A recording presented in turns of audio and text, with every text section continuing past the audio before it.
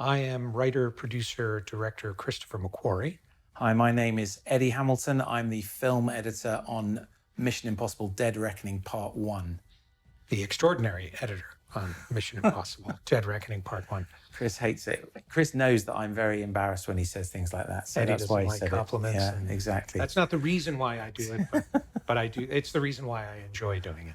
Yeah. This sequence, let's dive right in. Yeah. No pun intended. The Sevastopol. Notice it says 29th of February there for very astute, eagle-eyed people. That's a touch by co-writer Eric Jenderson, who is not here with us. Eric is a nautical genius, I guess we would say. He's a lover of the sea, lives on a boat, and was having the time of his life working on this sequence. It's virtually everything Eric and I have ever wanted to do in a movie. We love submarine sequences. We love the Arctic. We're fascinated with extreme environments, and there is no more literal or figurative high pressure environment than a nuclear submarine. And this was kind of our opportunity to be kids in a candy store, doing everything we wanted to do and compacting it all into the tightest sequence possible. This sequence was actually originally conceived as something completely different in tone. It started originally as a suspense sequence, almost a ghost story. There's still little elements of that in here, but when we took the movie in as a whole, it really wasn't landing with people what the full purpose of the sequence was. The most important part of this sequence was communicating to the audience the introduction of our villain, really, which is the entity. That's the sonar sphere, which late in the game started to become its own visual similarity to what the entity was. This is all of these actors that are in the sequence were all extraordinary. Many of them did not have a great deal of experience, with the exception of the three officers, Marcin, Ivan, and Zachary. Some of them are stuntmen that were recruited to fill in seats. We had more seats than we had actors, and a lot of them were cast based solely on their faces. I had about 200 recruits of different levels of acting experience. And I sent the faces to Eric, who really had the world of submarines in his head. I said, just from these, pick the ones that you feel are of the appropriate age and bearing for their different positions on the boat. And Eric sent me his selections of all of these actors. And regardless of their level of acting experience, I cast them for the simple thing that Eric said. Each one of these guys has a face that says, I want to see this guy live. And you'll see in all these compositions, everything we're doing is creating a sense of a crew. We're creating a sense of camaraderie among them. All the compositions are meant to constantly bond you to these characters as quickly and as succinctly as you can, so that you feel affinity for them. It was very, very important that you cared about these characters as human beings. That says good luck, by the way. That's that Russian graffiti there. And Eddie can expound a little bit on the challenges of editing this. Yeah, this was the coverage, the raw footage was extraordinarily good, and it's beautifully lit. It was quite an easy sequence to build an assembly of, because there was just so many great options and great angles, and all the faces are great. And I remember what Chris likes to do when he's editing is work on a scene almost completely silent. And when I'd sketched out an assembly of this scene, I remember we used to watch it silent just to enjoy the feeling of pressure that we were getting from the cast. You should talk about the sweatcon levels as well. Yeah, you talk about the sweatcon levels. So throughout the script of this scene, Chris would mark where we moved from sweatcon 1 to sweatcon 2. There were levels of sweat. The levels of sweat in true Tony Scott fashion. So you would reach a certain line of dialogue, and Mary Boulding, our fabulous assistant director, would cut and say, "Okay, it's time to move to sweatcon 2." Yeah. and then we would come in and redress whatever actors were in that coverage. Yeah, you can With see a little here. I layer think, of was sweat. it SweatCon 4, the highest? I think SweatCon 3 SweatCon 3 was the highest. Right Okay. now we are in SweatCon 3. Yeah, there we go. And that should give you a sense, by the way, of the atmosphere on this set. Yeah. As much as this is a scene about extraordinary pressure and tension, it was a lot of fun. Yeah. They really quickly became a crew. They were all enjoying this work enormously. Yeah. And we're about to get into probably the most critical point of this scene, which is we start to reveal the entity. This really came together in layers. This is one of my favorite cues, music cues in the entire movie, by the way. This all really came together in layers. When we first presented it, without the graphics and without the sounds of the entity, people didn't really understand that there was this other being in the boat. And because it's mission, people are always trying to outsmart it. They were looking for the plot in the sequence and kept thinking that one of the sailors had sabotaged the boat. Yes. And it was only when we came up with this graphic and that sound that the intent of the scene really became abundantly clear. Yeah. One little editing Easter egg is if you go back and you want to step through some of the transitions from the entity to the crew, we did these little 2-frame dissolves to kind of soften the dissolves a little bit. So there's a couple in there and you'll see a couple later. Yeah, on. because it creates kind of a dreamy state. Yeah. You'll see them later in the film.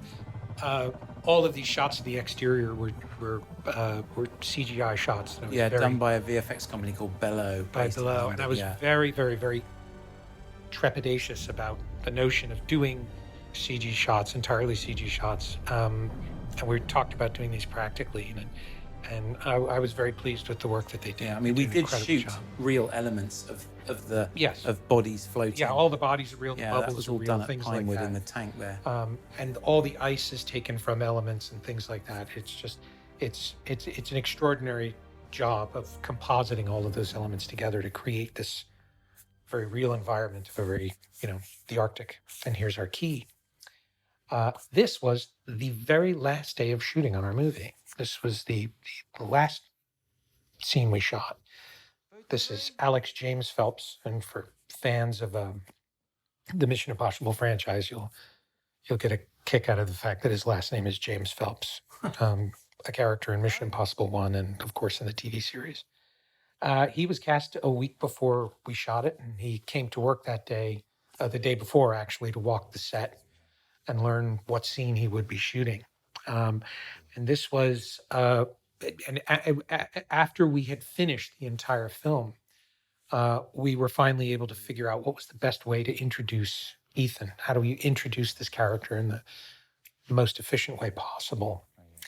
And also introducing the notion of the oath, which was actually something that was not supposed to show up until the second movie. But I love the fact that we do plant the seed of the oath here, and it will pay off dramatically. Well, it'll pay off very satisfyingly later on. Yes, and it actually resonates. While we don't draw a circle around it, it resonates through actions that characters take in this movie into the next movie. The set that they're on right now is actually the repurposed and rebuilt Venice safe house set. We've just taken out certain walls, and if you look at some of the architectural elements in here, you can see the Venice safe houses in there. That's Gary Freeman. He's a brilliant production designer. Great in working on a budget. And when we said, hey, we need some sort of a safe house for Ethan, that's where we ended up. And Alex just got a fantastic face, and he tells you an entire story about some kid who's just beginning his life in the IMF. And we picked Amsterdam. Originally, there was an exterior scene, which you might see, or you will see in the deleted shots reel. And you'll see some shots of Ethan walking through an Amsterdam market. But in the end, we decided to get straight into the introduction inside. That was Ethan's dossier photo from Mission 1 and his hair from Days of Thunder. That's it. And that's how you create a 1989 version of So here we've got these little 2-frame dissolves just to soften these edits, which so you is can quite see fun. That's a slower dissolve, but you'll see a 2-frame dissolve Right. And that's Nope, Mariella a- Garriga, obviously. Mariela Garriga is absolutely sensational Yeah. actor. We have plans for her. And you can see these transitions when we go back to Ethan. That's a hard That was a cut. soft. I think that was a Was that a two-frame dissolve. two-frame I think it dissolve? looked like it, but there was a reason that we went kind of very analog and straightforward with this mission briefing, because we did originally have one which was a little more Techie. sort of graphical, and it just, the film, it didn't sort of stick on the movie very well, and Well, we also tried to be too clever by half in terms of how we parsed out the information. yeah, I'm always struggling with straight information. That was a two-frame dissolve, by the way. yeah, And was trying to weave it into the story in a more elegant way. And what happened was you just weren't listening. And one of the rules of Mission Impossible, and there are very few, is Ethan must get a mission. This is part of the contract you sign with the audience. This is what makes mission. And so we, as much as I wanted to reinvent this idea, mission has a mind of its own, and this is part of what makes mission. And it turned out to be it turned out to fix a lot of things we were struggling with in terms of people understanding things like the Mariella backstory. It just laid it all out there. Yeah. And it helps enormously that you have an actor like Henry Cerny, who is so good taking exposition yeah, and turning it into something very, very lyrical. Tom, all of this acting that he's doing, he's reacting to dialogue that we hadn't written yet. yeah, exactly. So I was giving Tom more or less emotional cues. And what is Ethan's emotional state? We did know one thing, which was obviously that find the bounty hunters and you may find her. That was always a constant through any mission briefing. This shot took 4 days to get. We had 1 hour every day at magic hour. And so we would be shooting the desert gunfight about a mile away from here. And as the sun started to get late in the sky, we'd pick everything up and run out and make an attempt at shooting this, which is obviously, it's all a oneer, lots of moving parts, horses and whatnot. And there were only so many times the horse could get up, and there were only so many times that the horses could run past. And you had to be very careful with the horses, didn't want them to get injured. And so we had about an hour every day at magic hour to attempt to get that shot. And on the 4th day, we got it. And this is Abu Dhabi. This is the empty quarter in Abu Dhabi. And here, of course, is Rebecca Ferguson. This we went back and reshot, gave her more of a prominent introduction. I had shot it originally in this set and just wasn't satisfied with it. It just wasn't a strong enough introduction. And we have a real particular fixation in terms of how to introduce characters. Yeah. So all of this in an earlier sequence involved a much longer journey for Ethan. Yeah. So you got to see a lot more of the horse. Yeah. He was called Zeus, I remember. Zeus. Yeah. Zeus, the horse, is a champion horse and has an enormous ego. Zeus knew right away that he was in a movie, and and when the camera started rolling, Zeus just took on a mind of his own. Yeah. And and would walk when you wanted him to run when you wanted him to walk.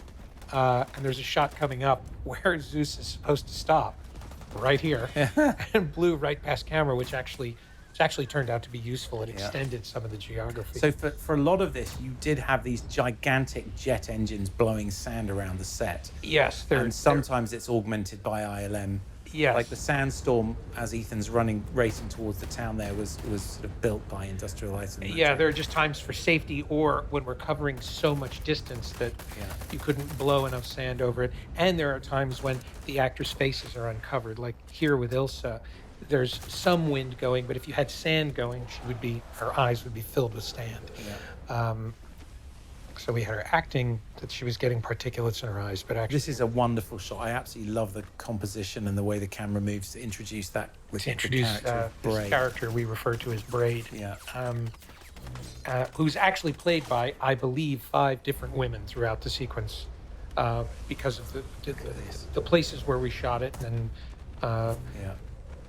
And any number of people, including Rebecca. We should talk about the sound mix here because it's just extraordinary. It kind of rocks the theater when you're inside a cinema watching. Yeah, our sound team. This actually, there was a lot of time and effort that went into this, and then it was really only on the very last day when we took the sound design apart and put it back together again. There had been a lot of notes and thoughts and rules, and we finally just went down and picked specific sounds.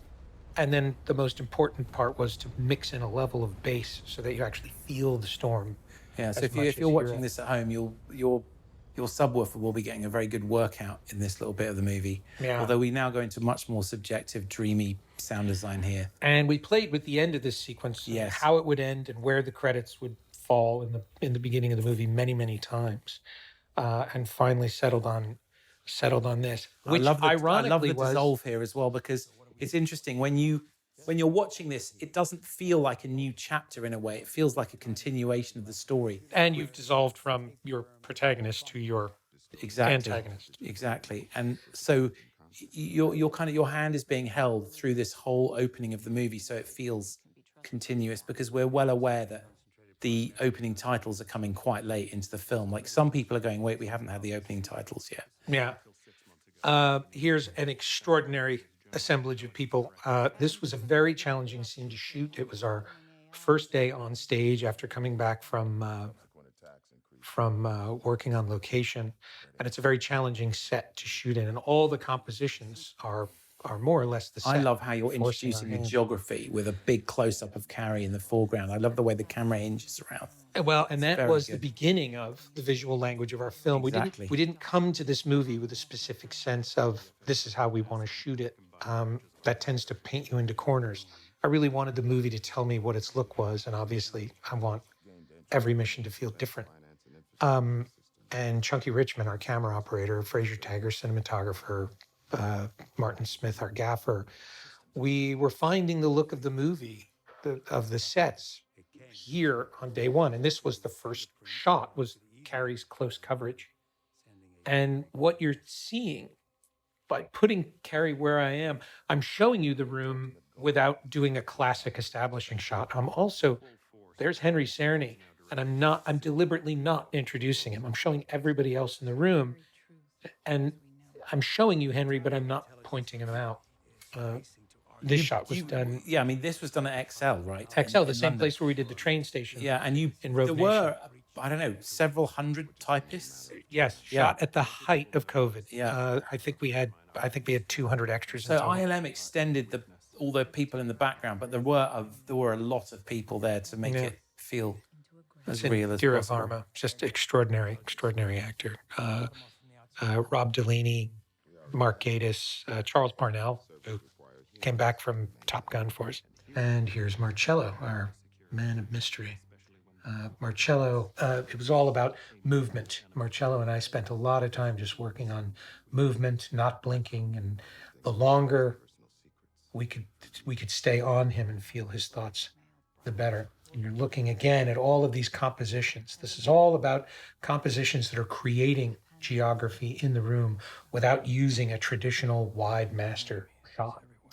And there's Henry Czerny, very carefully placing him as the only person we're not putting in close-up. So he's always in the shot, but we're never deliberately showing him. In fact, look at this wide shot.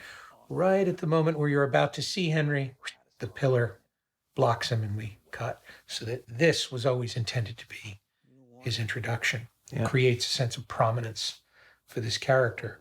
And then we discovered this, which is the first shot that shows him is actually in a wide. And he's quite small, and he gets bigger and closer as he's telling us this story. He's growing in prominence across the shot. We're not just introducing exposition. With everything we're doing here, we're introducing character, suspense, story. We're creating a sense of atmosphere around the entity. So while some people are taking this scene quite literally as a lot of dialogue and a lot of talk, there's actually a lot of story going on, including a photograph behind Carrie Elwes. That's true, if you pay attention. No one on the planet has noticed, and I've been enjoying.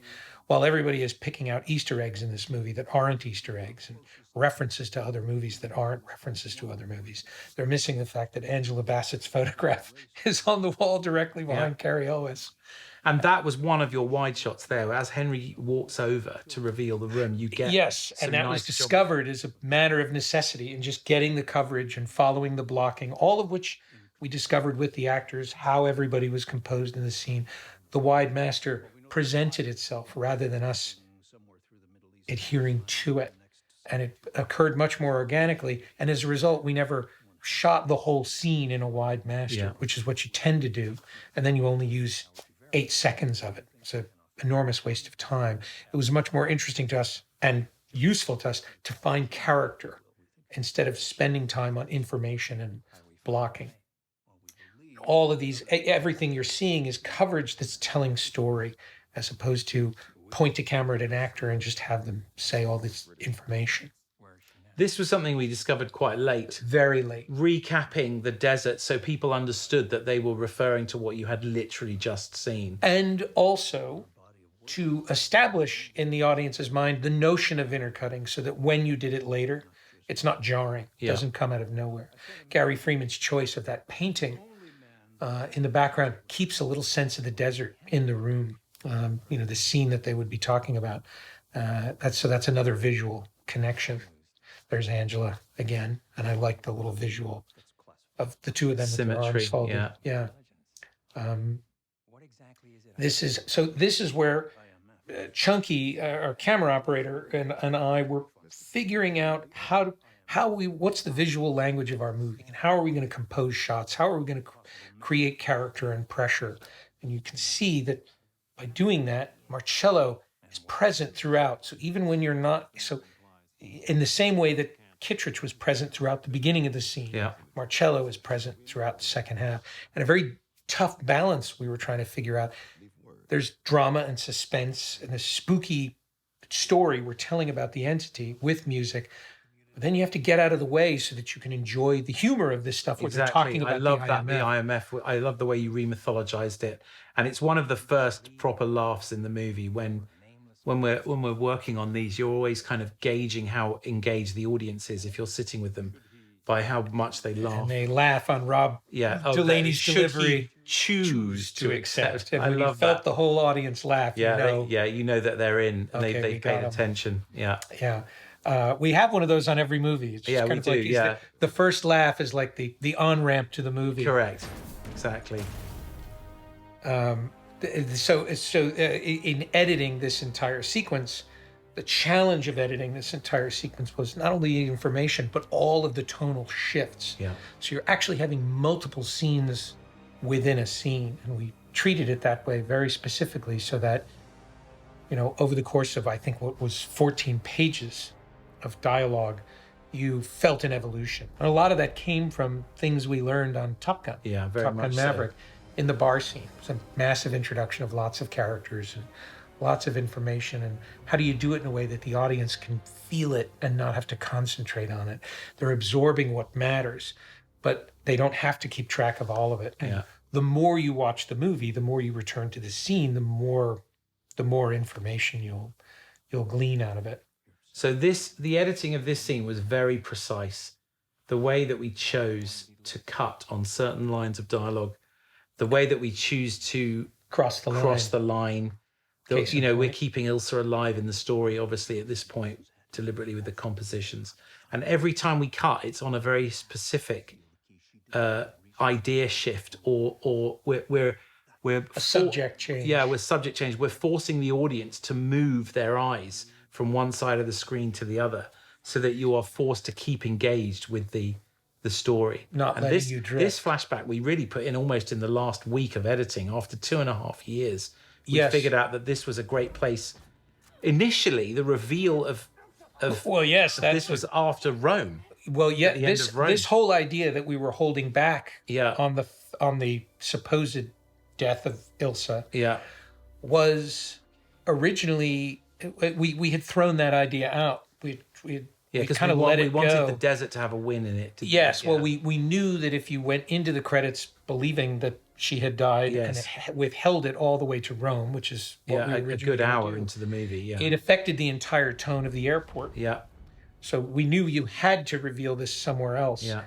And we went full circle. We threw the idea out, and in the very last week of editing, the idea came back. And a lot of this is told through sound design. This is actually shot on the back lot at Longcross Studios. It was shot much later. And yes, and so here we come back and you see us again crossing the line. And we've now shifted the audience's context, because now we know that Ilsa's alive, and therefore we know that Kittredge has had the wool pulled over his eyes about the fact that she's dead, and Ethan has outsmarted him, and how he's got the key. It's great.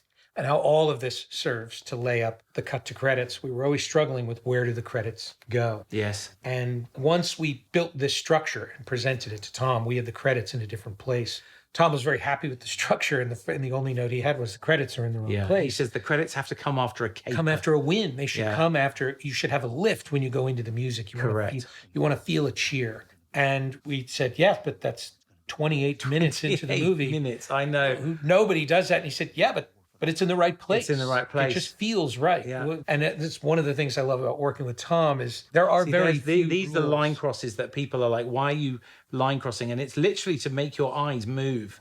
Part of it is to keep you alert and make you refocus on Kittredge on the left-hand side. It's so that you don't tune out. We're shaping. Exactly. We're actually directing your eye and your ear. Yeah. And cutting on key words, cutting on key subjects. Yeah. And these, when we're on this side of Tom, we can be more internal with him, for these moments. Yeah. So all of these line crosses are actually I love deliberate. Henry's acting. Look at his eye muscles. Oh, I know. It's so good. He's really phenomenal, and he very, very carefully rewrites specific lines, chooses additional words, willingly whispered one word of his. Yeah. And when he adds the word willingly, he implies they're spying on everybody. Yeah. And he brings these elegant little flourishes to everything. He's such an elegant actor. Really, the word I use often is just very lyrical in his communication. This is one shot that I really love in the film, the energy of this shot and the motion. And again, you're bringing in the geography of the room when it matters. Exactly. And not in a way that's sort of arbitrary. I love here because the first time you see this, you're not really paying attention to what Ethan is doing in the background. And then the second time you see it, you know what's coming. And so you're like, wait, what was he doing back there? And we had to be so particular of when we cut to that side of the line. Exactly. So you see there's multiple angles covering Henry. And all of that is to give us the space so we could control when to cut to Ethan and when not to. And we shot 2 cameras on this side of Henry, so that you'd have some variety.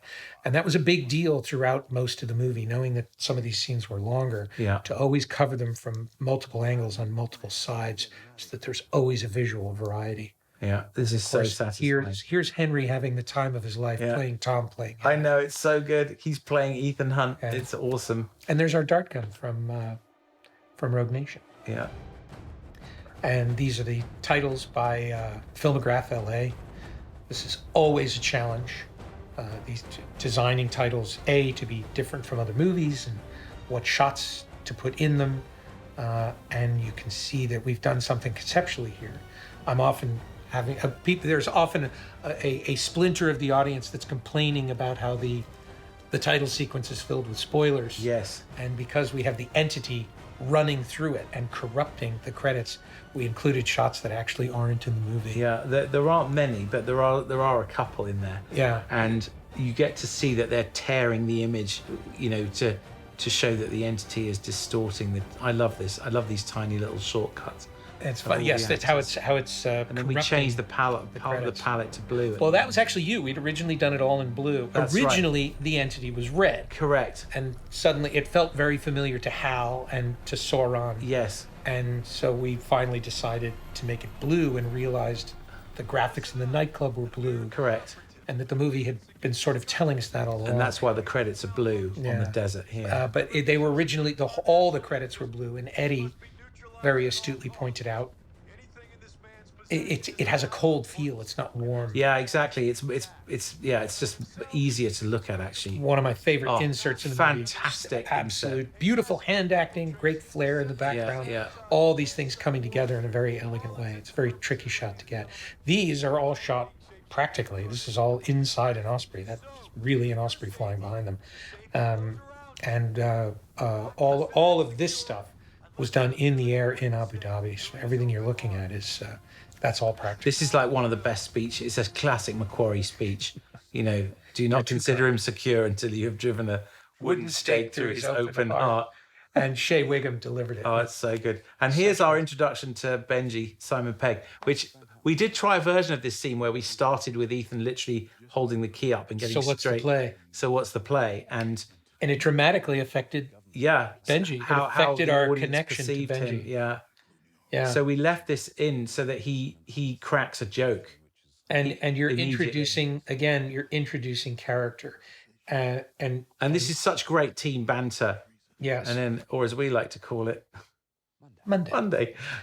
and as only Simon can do. Yeah. And so what you might be perceiving as a repetition of information is actually we're introducing the characters, and we're also taking into account that people don't absorb the very important information. There's so much going on visually. There's so many things happening in the scene that if you're perceiving repetition, it's because you're way ahead on the bell curve. And here's another example of one of your wides, which hinges around an object, so that you get like common geography, but it's always based around an important prop or.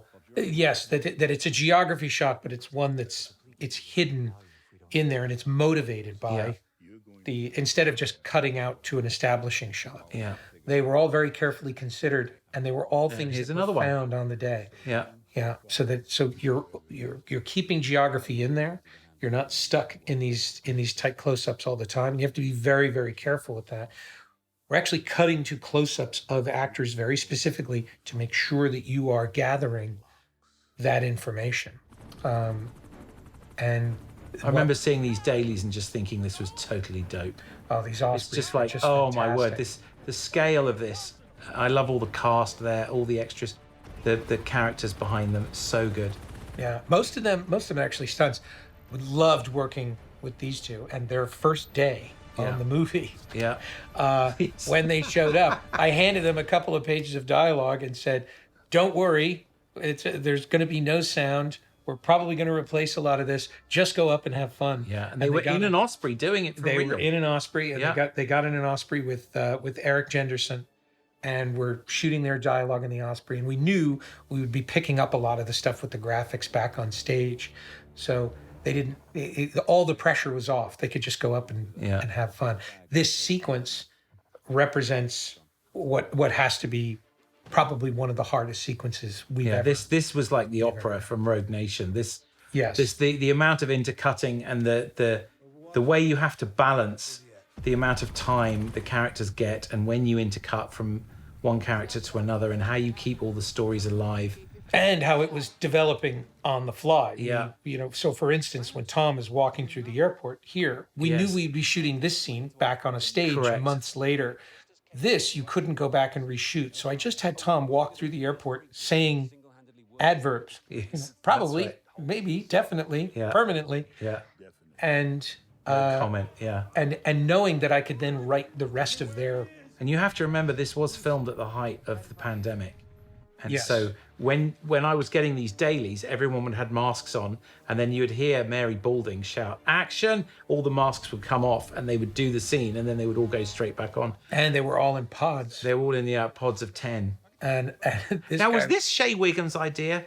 No, this was an idea that came prior, but Shea's performance. Yeah. And this idea, and he said, "Can I do this?" Yeah. And asked the actor. Yeah, it's so good. It's so fun. And then this is such a great nod to current deepfake artificial intelligence technology, which, is evolving week by week and, it is terrifyingly real.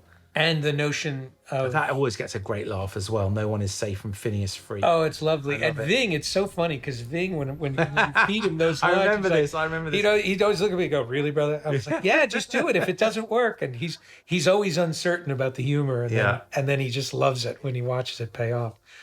I remember seeing these dailies and just think they were fantastic. Oh, and How you did this with, oh, it's so elegant. And there's sometimes here, because he's not actually saying any lines, and we added in Benji, get me on that flight to yes, Venice. exactly, because we knew the sequence was developing, and we knew things were going to evolve because you're into plot, and whenever you're into plot, and here's this shot. That was very challenging because almost exclusively you're in Ethan's point of view, and that one shot of Haley, you are not in his point of view. Yes, he has to miss it. We have to kind of break our own editorial rule there a little bit. And now we're into what is really a critical essence of this movie and how it is shot, how it is edited, movement. Yeah.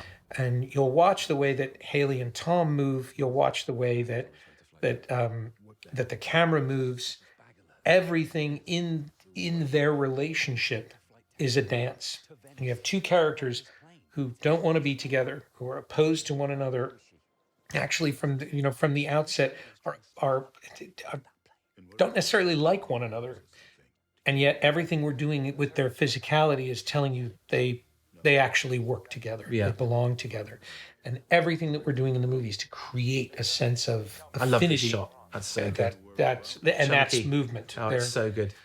Yeah, that's where all of the coverage is being motivated by action. None of it is for show. It's all there to create a sense of geography, a sense of space, and to eliminate traditional coverage whenever possible.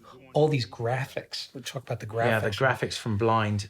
Yeah, Blind doing Blind the in graphics, London. and all of which was extraordinarily complex and complicated. You've got such a tiny amount of time to draw the audience's eye to what you need them to see. And it's really important that we don't trust that you're doing the work. We're trying to bring it to you so that you don't have to work. Yeah. This was all shot months later, maybe even longer, maybe like a year or so later, in England. There's a train station in Birmingham, wasn't it? Yeah, Birmingham Yes. New Street Station upstairs. And this is one of the few times in the movie where we're using longer lenses. Yeah. And it's an introduction to the sensational Haley Atwell.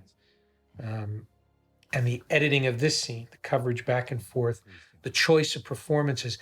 In every instance, they gave us a different energy. Haley gave us a whole cornucopia of different emotional versions there's versions where Tom is charming, and there's versions where, and what was nice. This was all done in camera. The magic tricks all in camera. Just all in in case camera. you're wondering. And we had to do it so many times to get it just I think right. that was like take 17 that you Yes, and you can feel Tom getting a little frustrated with the magic trick. What I love here is I remember when you pitched me the idea that you're not going to see any of the pickpocketing, and I was really unsure if that would work, and it works brilliantly because people pay attention when he lifts up that thing and he goes, "So why was this in your pocket?" And everyone understands immediately that they've just been. Well, the whole idea is it's an invisible art. You're not supposed to see it. Although we do then show it one time in the story. What, on the train? On the train, yeah, exactly. yes. Which again is so great because you can hear the penny dropping for the audience at that point.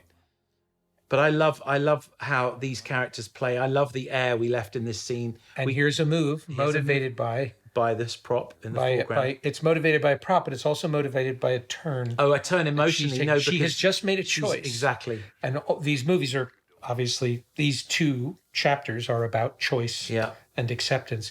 She's in that moment, she's made a choice and her life has changed. She's simply not aware of it. Yeah.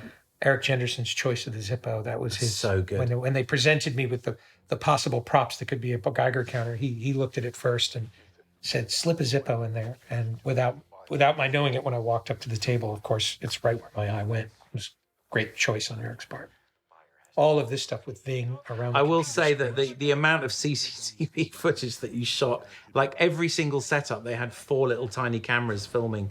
And you had to, CCTV. and we used every single angle was in this, and it was hours and hours of it. Like this shot, we had 15 minutes at the end of the day. That beautiful backlight there, the sunset. Yeah, you just nailed it. It's a beautiful oneer again. It was dictated entirely by necessity. I had no time. And Tarzan to is shoot so coverage. good. Like everything he's doing is so active in these scenes. He's phenomenal. Greg Tarzan Davis, who plays the character of Dagow behind Briggs. And here we had a different line originally, and when we were still finding Haley's character. That's right. And it was just too frivolous, and so we slipped this other line in, basically turned the sound off, read her lips, and said, what other words can I slip in there? This is getting exciting, is what you put in, yeah. This is now what you're going to see here. The camera that we're using a combination of that's a Rialto. It's a small handheld camera. There's Steadicam, and then there's a camera called a Stabilize. We're going to get real nerdy. We're talking about editorial. Exactly. Anyway. Everyone loves this stuff, Chris. Stabilize is like a handheld remote head. So you have somebody sitting at wheels operating the camera, and you have a camera operator who's carrying it, and that the person operating the wheels, Chunky, is talking to Ross, the operator, who's moving the camera around while Chunky is panning and tilting the head. And you'll see there's some extraordinary camera work that you can't do with a Steadicam. Graphics on the bomb, again, very specific graphics that are exhaustive and really, you have so few frames to communicate so much information, and you always want it to be fluid. And here comes one hell of a shot. This is done with a Stabilize. Couldn't do that with a Steadicam. Yeah, going all the way down to the floor. To be able to jib down like that. And this was us discovering the uses of this equipment and figuring out how can it serve us best. There's a great kind of dance shot with them together. This is this is again the movement. See them doing a do-si-do here as they. And again the graphics. You know, that's telling you that Haley has seen them when you don't really see Haley see them. Again, all of this, you're seeing how the graphics are three-dimensional. That everything feels tactile, and it gives you a sense of Luther having an overview and a three-dimensional God's eye view of this airport. But it's all done very subtly. We're not trying to overdo it. That was a push-in with the Stabilize. And again, it's all character and camera working together. The actors and Simon selling this whole moment fantastically well. Really He's an astonishing actor, Simon. It's like he understands the genre and he can switch modes emotionally effortredly. Well, his secret mojo is that while we think of Benji as the humor, it's a backdoor to incredible drama. Yeah. He has amazing dramatic chops. And it's interesting how Benji and Ethan are two sides of the same coin. Benji tends to be the funny guy, but then he has moments of genuine drama. Yeah. Ethan is the dramatic guy. Yes. Who then has genuine moments of humor. Yeah. And they each complement one another, and they don't step on one another's space. That's correct. And we really discovered that as we were able to articulate that only very recently when we were lining up stuff that's going to show up in part 2. And Are You Afraid of Death was actually not in the original assembly of the film. That was added later. Correct. It was another line. There were a couple of moments in this scene that were off-putting. Yeah. That how I had written Simon, it was they were lines that were humorous, but they had a negative connotation. Yes. And it was very interesting. The balance of humor, and something I see in a lot of movies, is humor presented in a negative way, a negativity between characters that's meant to be them either busting on each other or intention yelling at one another. Yes. And it actually has it's counterintentional. Yeah. And it actually alienates you from the character. And there were about 4 lines of dialogue, and after the first test screening, Tom picked them out. We noticed that Benji wasn't resonating the way he usually does. Yeah. In these movies, and Tom and that was what is the most important thing for you? That was always there, but it was in a different place. Correct. And we rearranged these riddles, and that's why you're seeing the dials are going in a different order. They used to go. This is left another to right. amazing shot. I love this. This was again in Birmingham, and all of these again. You're feeling movement with these characters. That was intercutting all this stuff with the riddles and making sure that the rhythms of the sequence are getting kind of faster and faster through And the this camera section. moving and having to be aware of where everything was in the order in which it was happening. So you're feeling a visual progression. And the music is building, building, building, building. It's building. And then right here, the cue just takes a moment to breathe coming up. I love this. Speaking of music and speaking 45 about seconds. Warren, Yeah. yeah, Here we go. Music stops now. Yeah, I love it. This is a sequence that really didn't come together until the music came together. Yeah, Lorne and his team. Yeah. It's as much as the other work that went into it. It's almost one continuous piece of music from the moment the key comes up, and not a short one. Yeah. And it's where the music starts and also when the music stops. It's all designed to create a sense of momentum and lift. And we had watched this scene numerous times and were really struggling with it. And when the music came on, we knew. Now we know it's going to work. Yeah. And again, you're feeling the team. It's all about creating a bond between the team. When you took out the scene in the lounge, or when we cut it shorter, Yes. you lost any sense of their bond. Another reference to Good Luck there. Good Luck, yeah. Which you'll see. And, so Operation Podkova as well is Operation Horseshoe right at the beginning. the Podkova is a horseshoe, and a which horseshoe is also a symbol for good luck. So there's a theme And here. that's a motif that's going to pay off in part 2. A CCTV turned out to be the one effective shot we had to show that. Again, because we were shooting everything quickly. And that shop, the handbag shop, was the one piece of gear that I brought back from the set, correct. knowing that if I get them in this corner, I can then reshoot any coverage I need. And a lot of this is. Oh, by the way, that camera move. The camera move around Haley. Going around Haley. That's Chunky and Haley So working difficult. together. Yeah. She actually is walking at multiple speeds. She feels like she's walking at one continuous speed, but she's actually working with Chunky to give him the time to get around. And it's extremely delicate dance. The graphics of the sunglasses, by the way, we worked on those for a long, long time. This is all happening. So Shea Wiggum is wearing a wig here because he was playing G. Gordon Liddy. I didn't even realize that until you said it. It's the most terrible. It's one of those hairline. things where people just don't. Yeah, notice and they had unless you know. the hair and makeup. This is not to make very clear.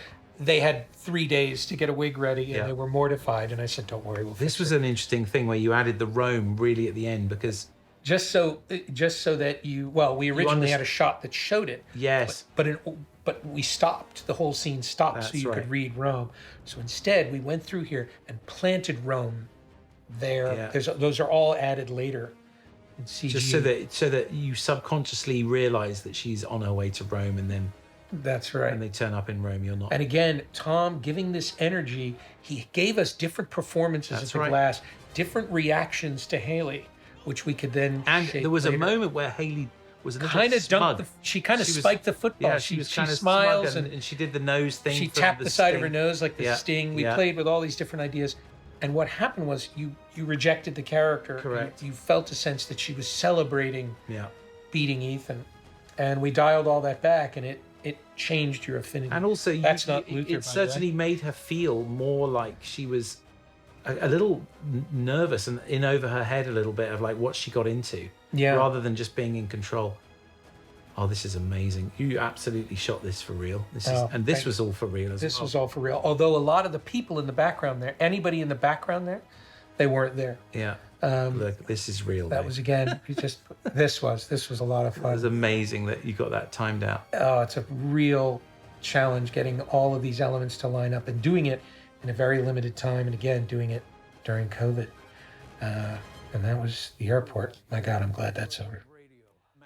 Our graphics More here, beautiful graphics from Andrew and the team at Blind. and this was it really evolved over time to include more and more.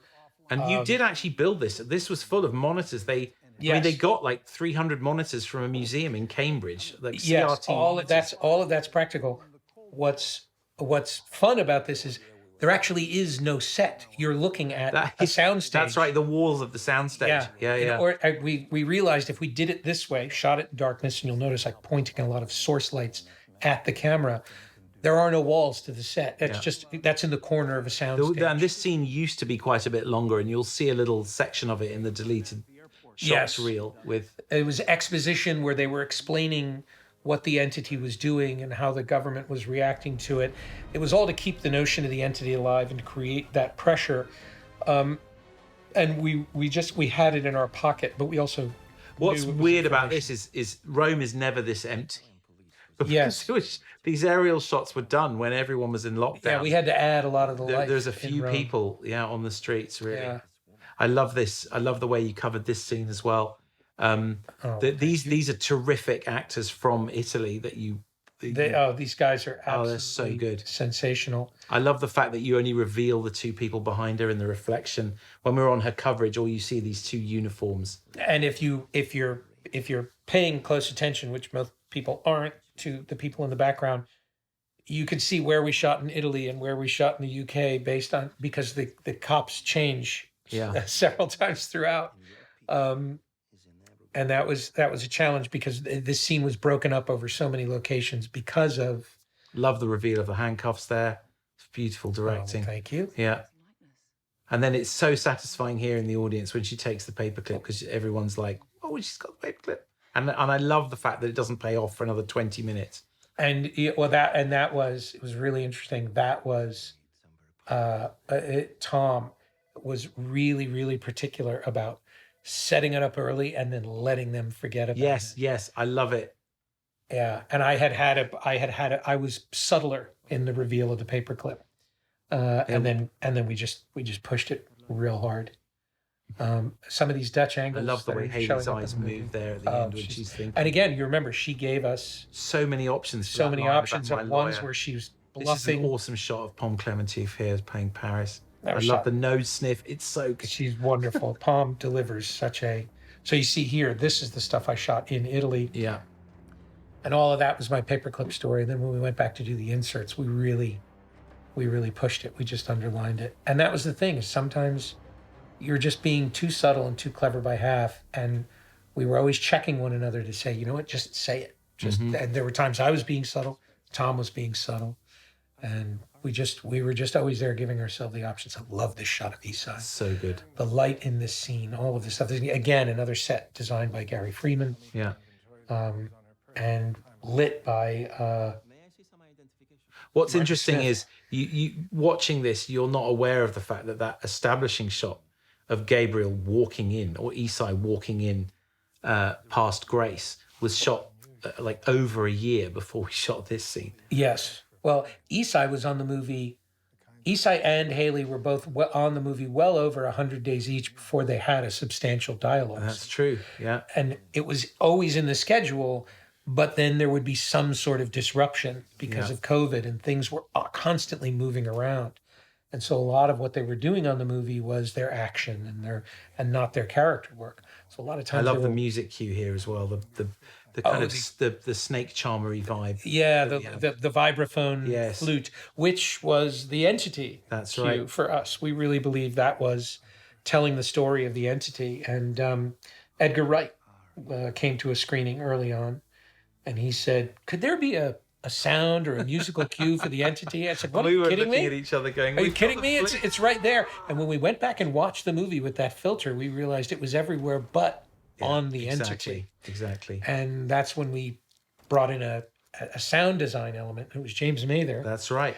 And James Mather, when I described what I was looking for, some kind of bassy sound with vibration, he brought up an early version of that sound. That's right. And it was his broken Sonos soundbar. soundbar. And when we get to Venice, we'll talk more about that. I do remember when you shot this introduction to Haley, it took you this moment of connecting the two characters. Yes.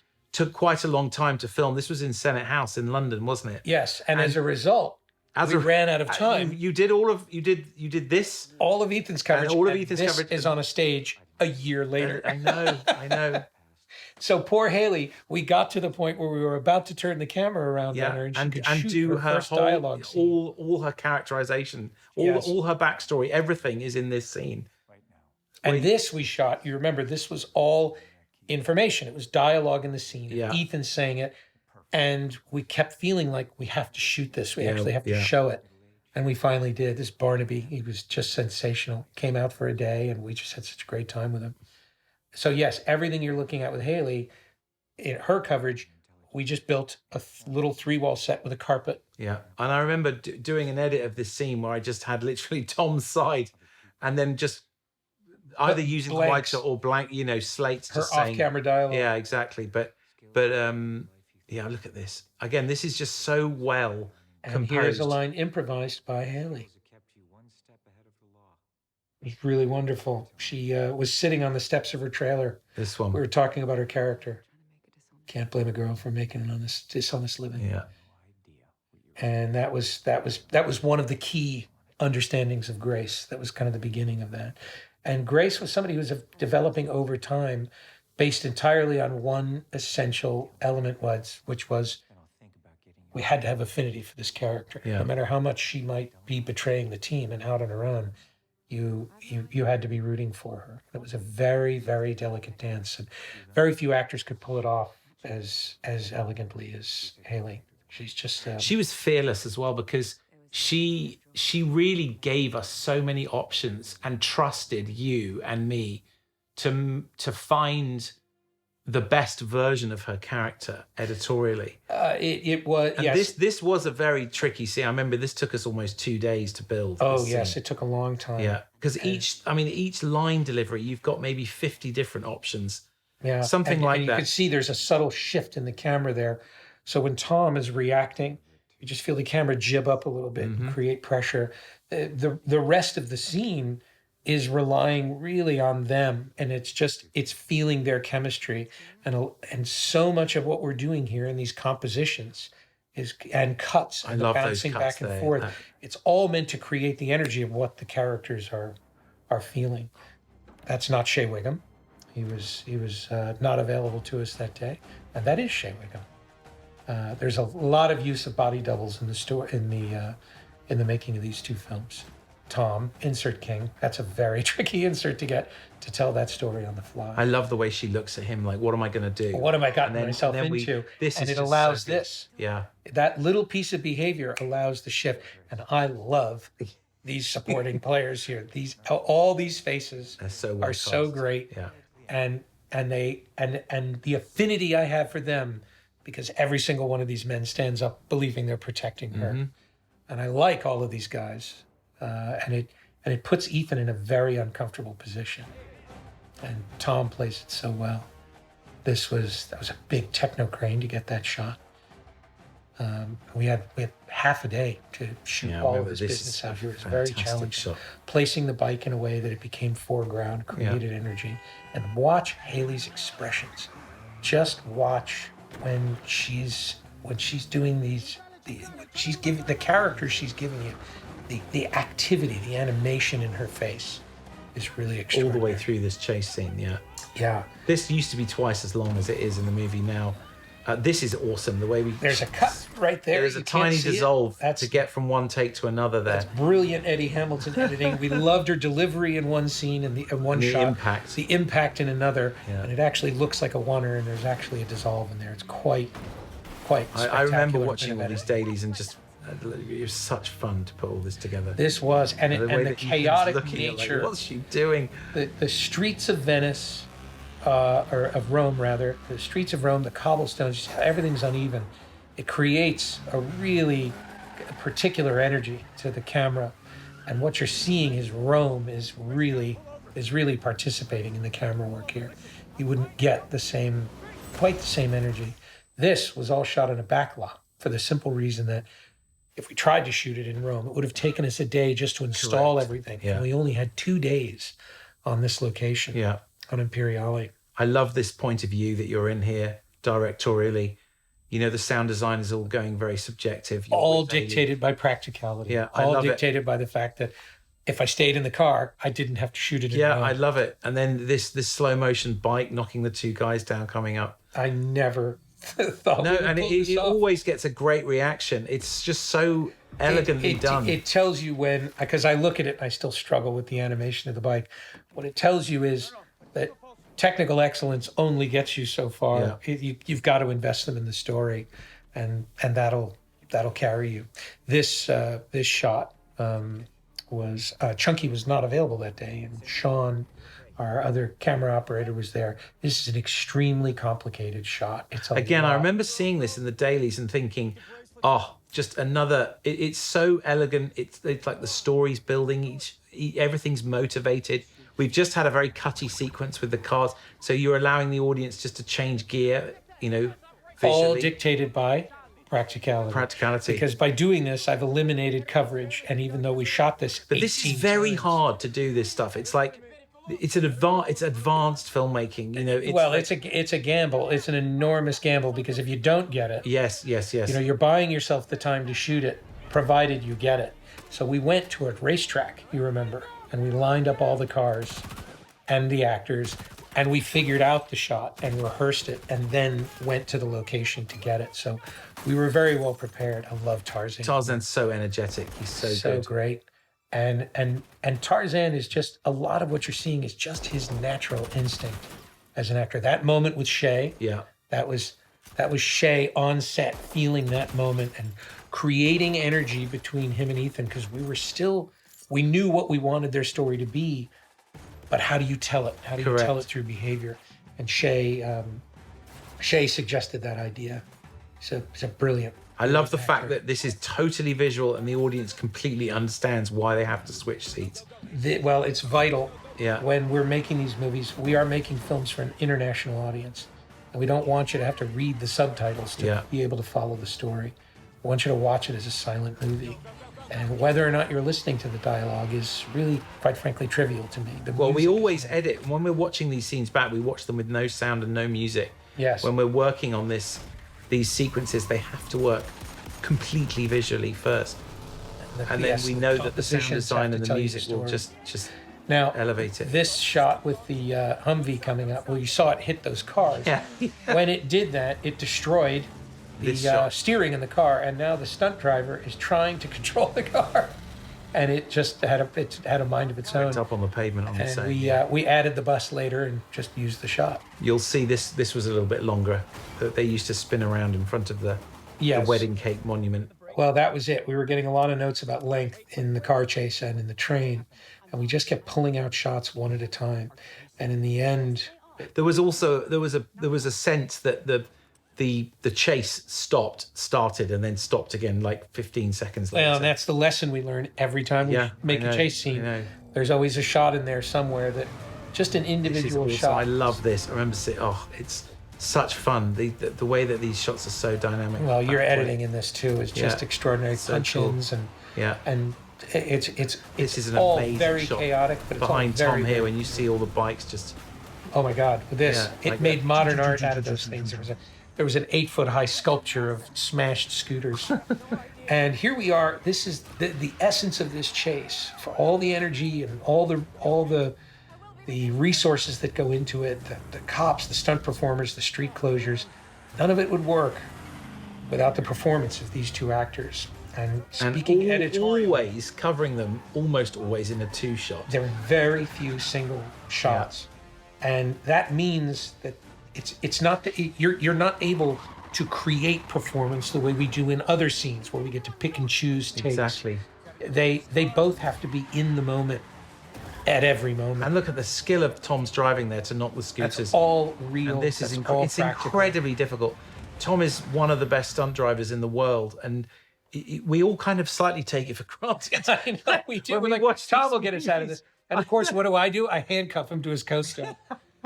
Figure that out. He's driving with one hand. We're into dance. Oh, I love this. We're now into Fred Astaire and Ginger Rogers. You watch this, everything about their behavior from this moment on, throughout the film, it becomes a dance. And this is, of course, the introduction of the third character in the car chase, which is the Fiat. This idea of Fiat 500 occurred to me. I don't know if you and I have ever talked about this. No, go on. When I was location scouting Fallout, and I was walking along the Seine River, and I found a little Fiat 500 and thought, wouldn't it be funny if Tom drove this word, car? Back then, like 2017. Yeah. Wow, I was already thinking about it. Now watch the behavior here is so Watch good. Haley's behavior, her eyes, the expressions, and most critically, she's underplaying all of it. It's all internal, and it's but it's all very, very active right here. This is a perfect example of Tom leaning into the gentle humor of this moment. well as the strength of Tom as Ethan Hunt. Correct. And really the strength of Tom as an actor. He's not afraid to look afraid. Edge of Tomorrow, even in Top Gun Maverick, he shows his character's vulnerability, his character's weaknesses. He allows his character to be taken down a peg. Yeah. And it's what he's giving to the actors in the scene with him. And Palm is just... That was interesting. This little moment here we created out of like B-roll of her sitting. of her sitting in the car waiting for us to call Palm action. is always so active. Yeah. And we needed this tiny little beat to explain. Yeah, that was just Palm How I know not acting. Exactly. We were trying to explain the fact that the police are back on their trail, and we decided to do it with the police. Here comes radio. the other character in the scene, Haley's hair. Haley's hair. And you wanted me to cut the second one, and I was like, no, it's too I love cool. it. It's great. It's a gravity-defying shot. Yeah. Now here we go to the Spanish Steps. Oh my God, this Again, was hard. you never thought this was going to work, and yet when it plays so well for the audience. Well, when you invest this much, we built the Spanish Steps, sections of the Spanish Steps, and it took so much time and so much energy, and ultimately, in the end, after you've spent so much time doing it, I just ended up feeling like this was all an elaborate way to just get the people to switch places. I no longer saw the forest for the trees. Yeah. And it was only when it played for an audience the first time and their reaction that I realized, I know it's. I remember you had previs this back in like. Oh yeah, no, that February is not a reference to Battleship Potemkin. I just needed the car. It's amazing how many non-references are in the movie. I guess they're subconscious. So all of that was done without ever physically touching the Spanish Steps. Yeah. And then So here we're still in London, and then this was in London. Yeah. I remember you lining up this shot of the Hummer, and the compositions are so strong. And then here, from this point on, we're basically from here we're back in Rome. And this again was not intended. They were just supposed to drive away. When we got to the bottom of the stairs, we found this little moment of character, but of course we hadn't planned for it. So we were not very popular with the neighbors. But it turned out to be absolutely phenomenal, and it really made the sequence. Yeah, I mean, it is so wonderful when you see an audience crying with laughter at this point, because you don't know, you have no idea when you've been working on the movie for 2.5 years if it's going to play, and it's just so, you hope it will, but it just works. It absolutely works. It's so satisfying. It's a real long game. And again, look, always in a two-shot. You're seeing the two of them together. It's so hard to do that. You take it for granted watching the movie, but really, it's hard to do sitting in a booth in a restaurant. 100%. Let alone handcuffed to your co-star who's actually driving the car. Yeah. I love this shot. There's just such great story in that shot. And you left all the tire marks from the previous takes. Yeah, that's our little nod to Smokey and the Bandit. Exactly. When you watch that movie, Yes, there's tire tracks everywhere. I know. Yeah. It's stuff like that where I just went, no, let's show the work. Exactly. Yeah.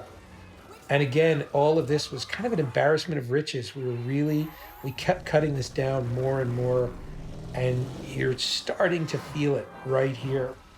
But we were still holding on, because what you're feeling is, you're feeling character. You're feeling these two working together.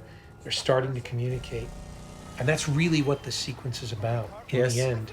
It's all about creating a team between these two characters who, like it or not, they are a team. They don't want to be together, but they belong.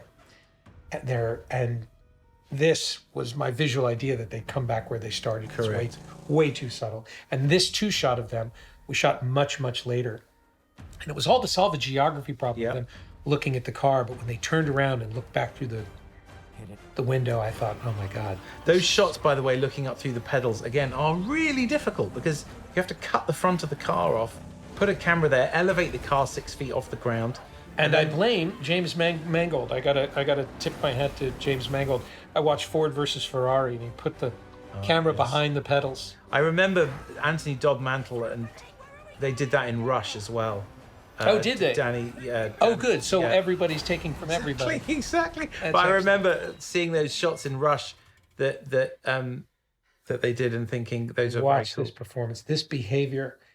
First of all, blowing her hair out of her face and but her eye movement there. It's You can so already good. see her thinking, oh, this is going to be bad. There's such great behavior between them. And again, she's not celebrating. She's not rubbing it in. And it was very, very important that as far as she pushed us, she never pushed us too far.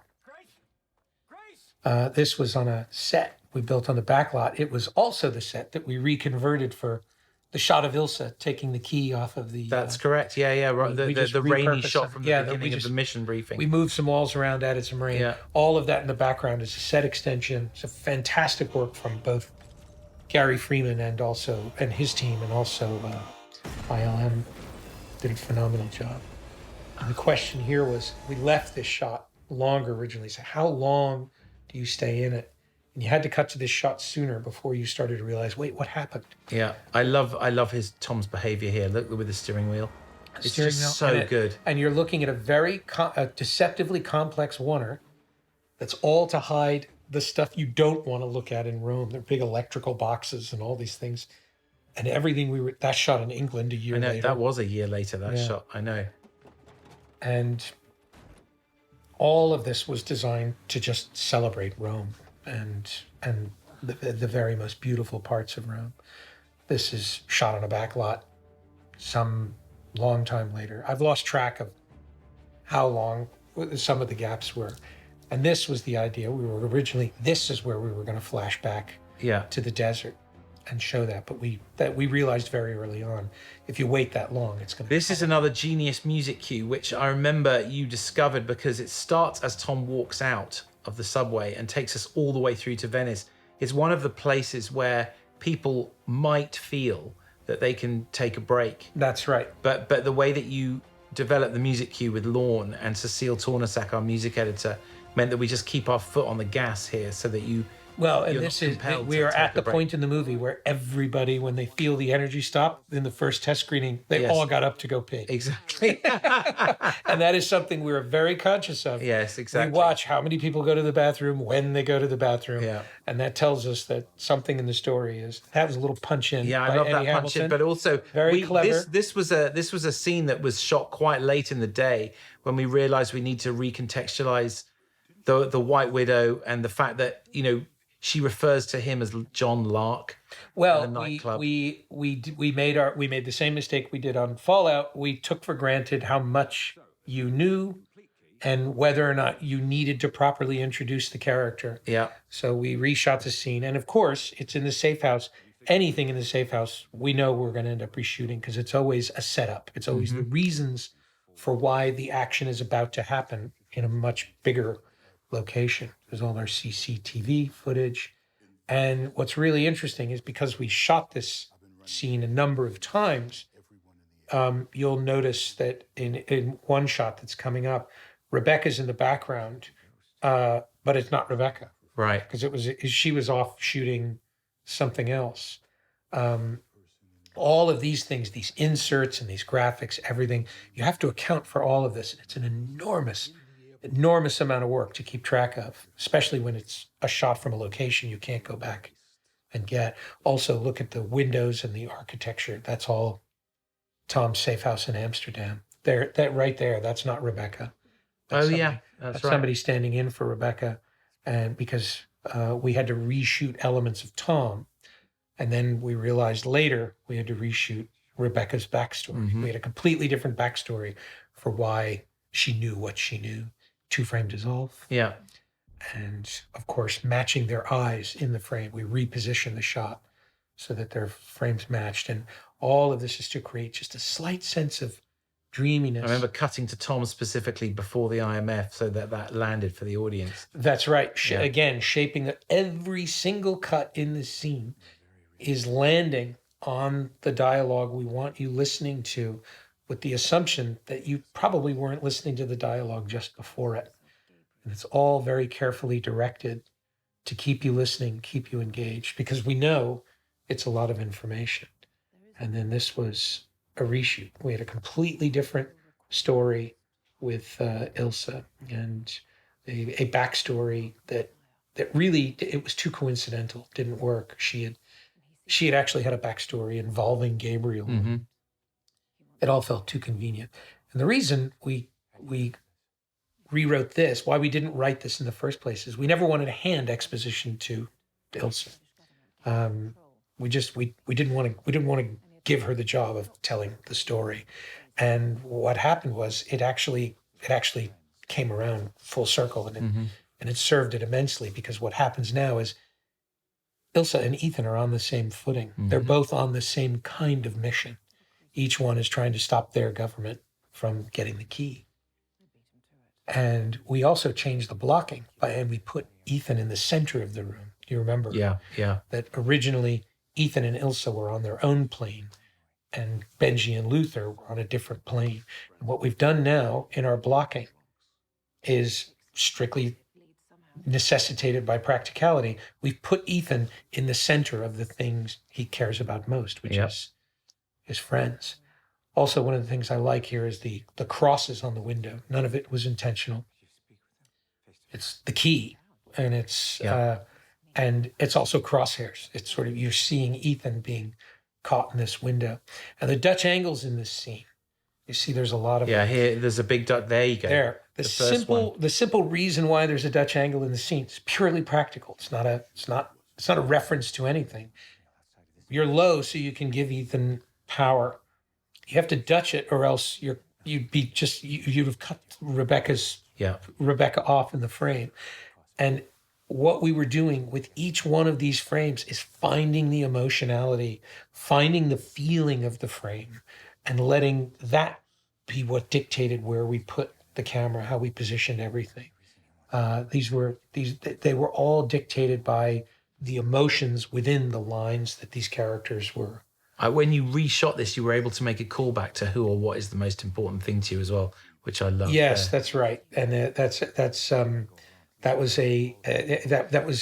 brought that whole thing full circle, brought the entity back in. And I remember you had asked me at one point, yes, I really wish the entity said something that Benji said in the airport, and exactly. I said, he does. He says, "You are done." Yes.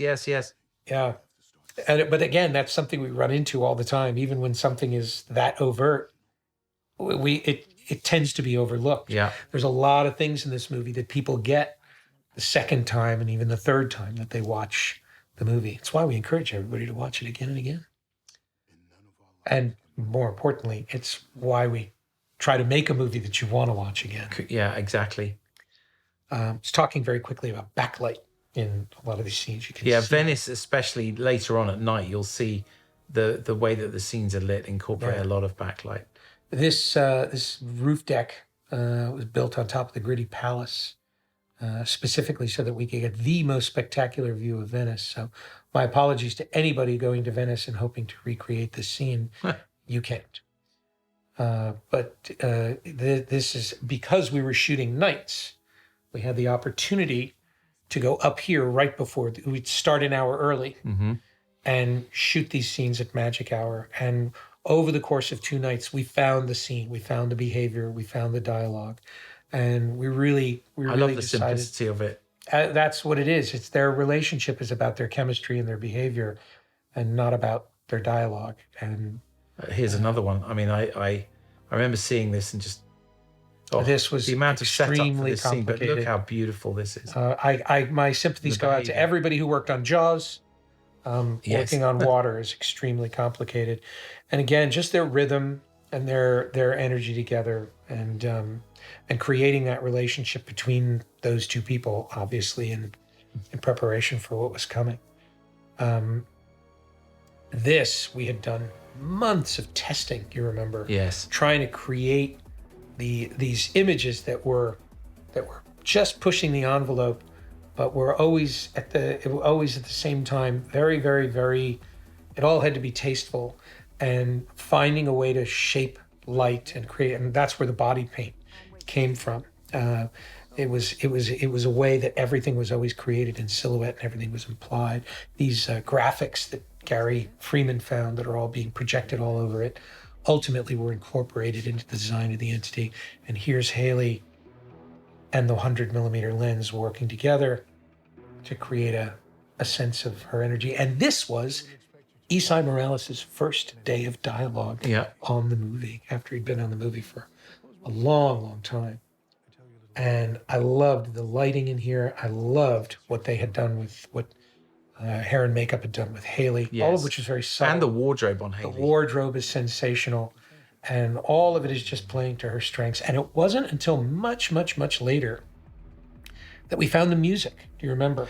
Oh, my my last word. weeks. The music in the nightclub. Yeah. We originally had a track which the dancers had choreographed their movements to.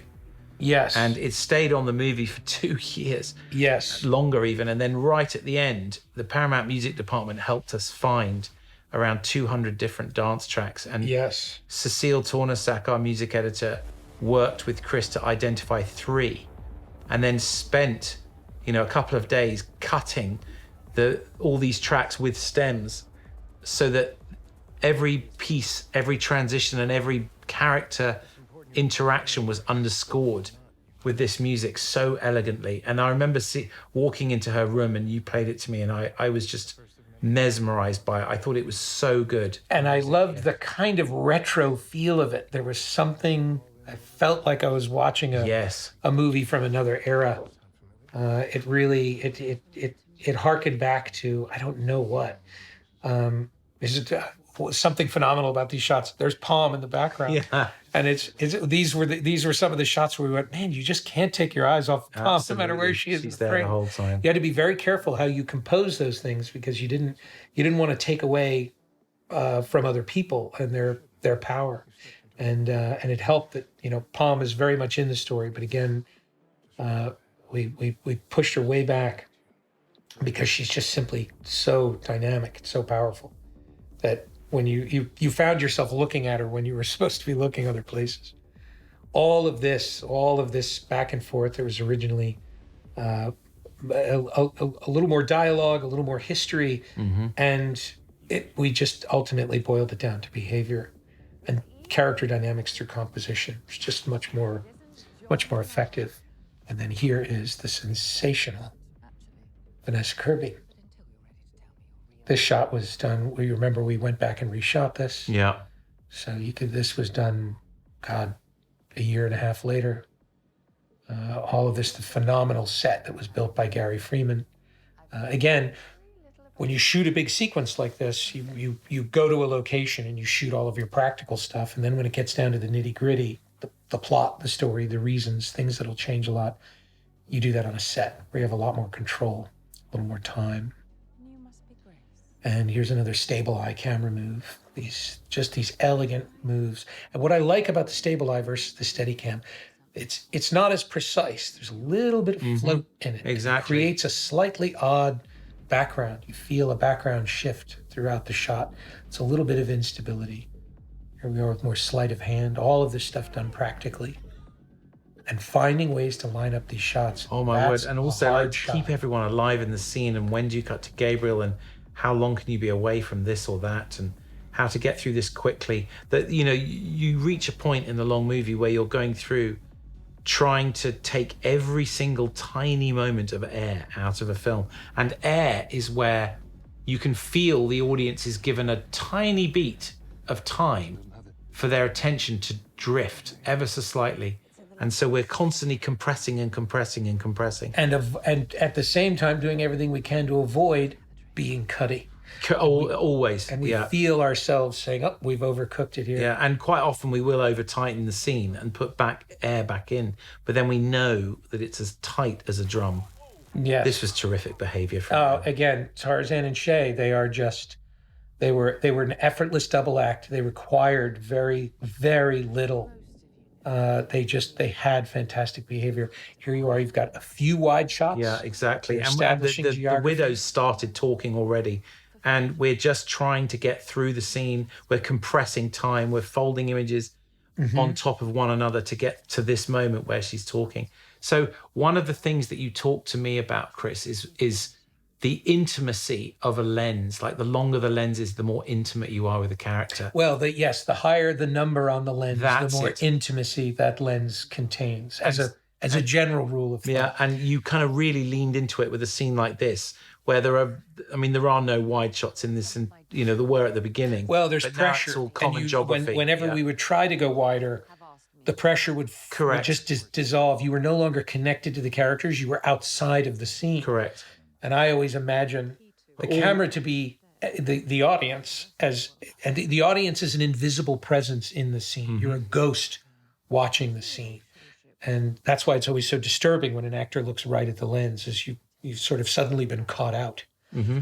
And you get the common geography there. When you're on a profile of the widow, you see Ilsa. Well, that's just it. It was constantly keeping you aware of where people were in relation to one another. Correct. And it was decided very early on to put Gabriel at the center of the scene. Now, scene. this is where we leaned into the sound design and the score, but you really hear James Mather's malfunctioning Sonos soundbar. Yeah, and he had recorded it on his phone and he played it to us, and he just said, "How about this?" And we leaned into it. He recorded about 5 minutes of it, and there was a point where he was playing bits of Fallout through his soundbar and recording it, but it's so distorted you can't tell. With the phenomenal camera operator operating of chunky. Oh, and the timing of that lens flare and everything. But we really found the sonic identity of the entity at that point, which was, again, very late in the day in our sound mix. And one of the sensational things that's happening in the story, these graphics that are playing on the screen, there are many times when you feel them sync with the dialogue. I know, extraordinary. It's all coincidental. Yeah. It's all it's all just kind of the magic of being there and being in the moment. And the actors are just playing, and watch this, keep the key. When she says keep the key, that's like all the lights go off with her. You can feel it's this almost oddly synchronous, all of these little moments that are happening. And as a result, that's why we chose some of those takes. Exactly. But in many cases, the best take happened to have the right vibe going on behind it. There was something ethereal happening in this scene. It was beyond anything we had really anticipated. I mean, these are when you're an editor and you read the pages for a scene like this, you are so anxious about how to keep the scene vibrant and dynamic and alive. And when I saw all these dailies coming in, it was, everything is just so well. You've got actors like firing on all cylinders, but the compositions and the lighting and the dynamic choice of angles it's just a joy to put this stuff together. And we work on it for days. This scene took us several days to put together, and then we refined it in the weeks and months that followed many, many times to get the tonal shifts right and each little beat with each character correct.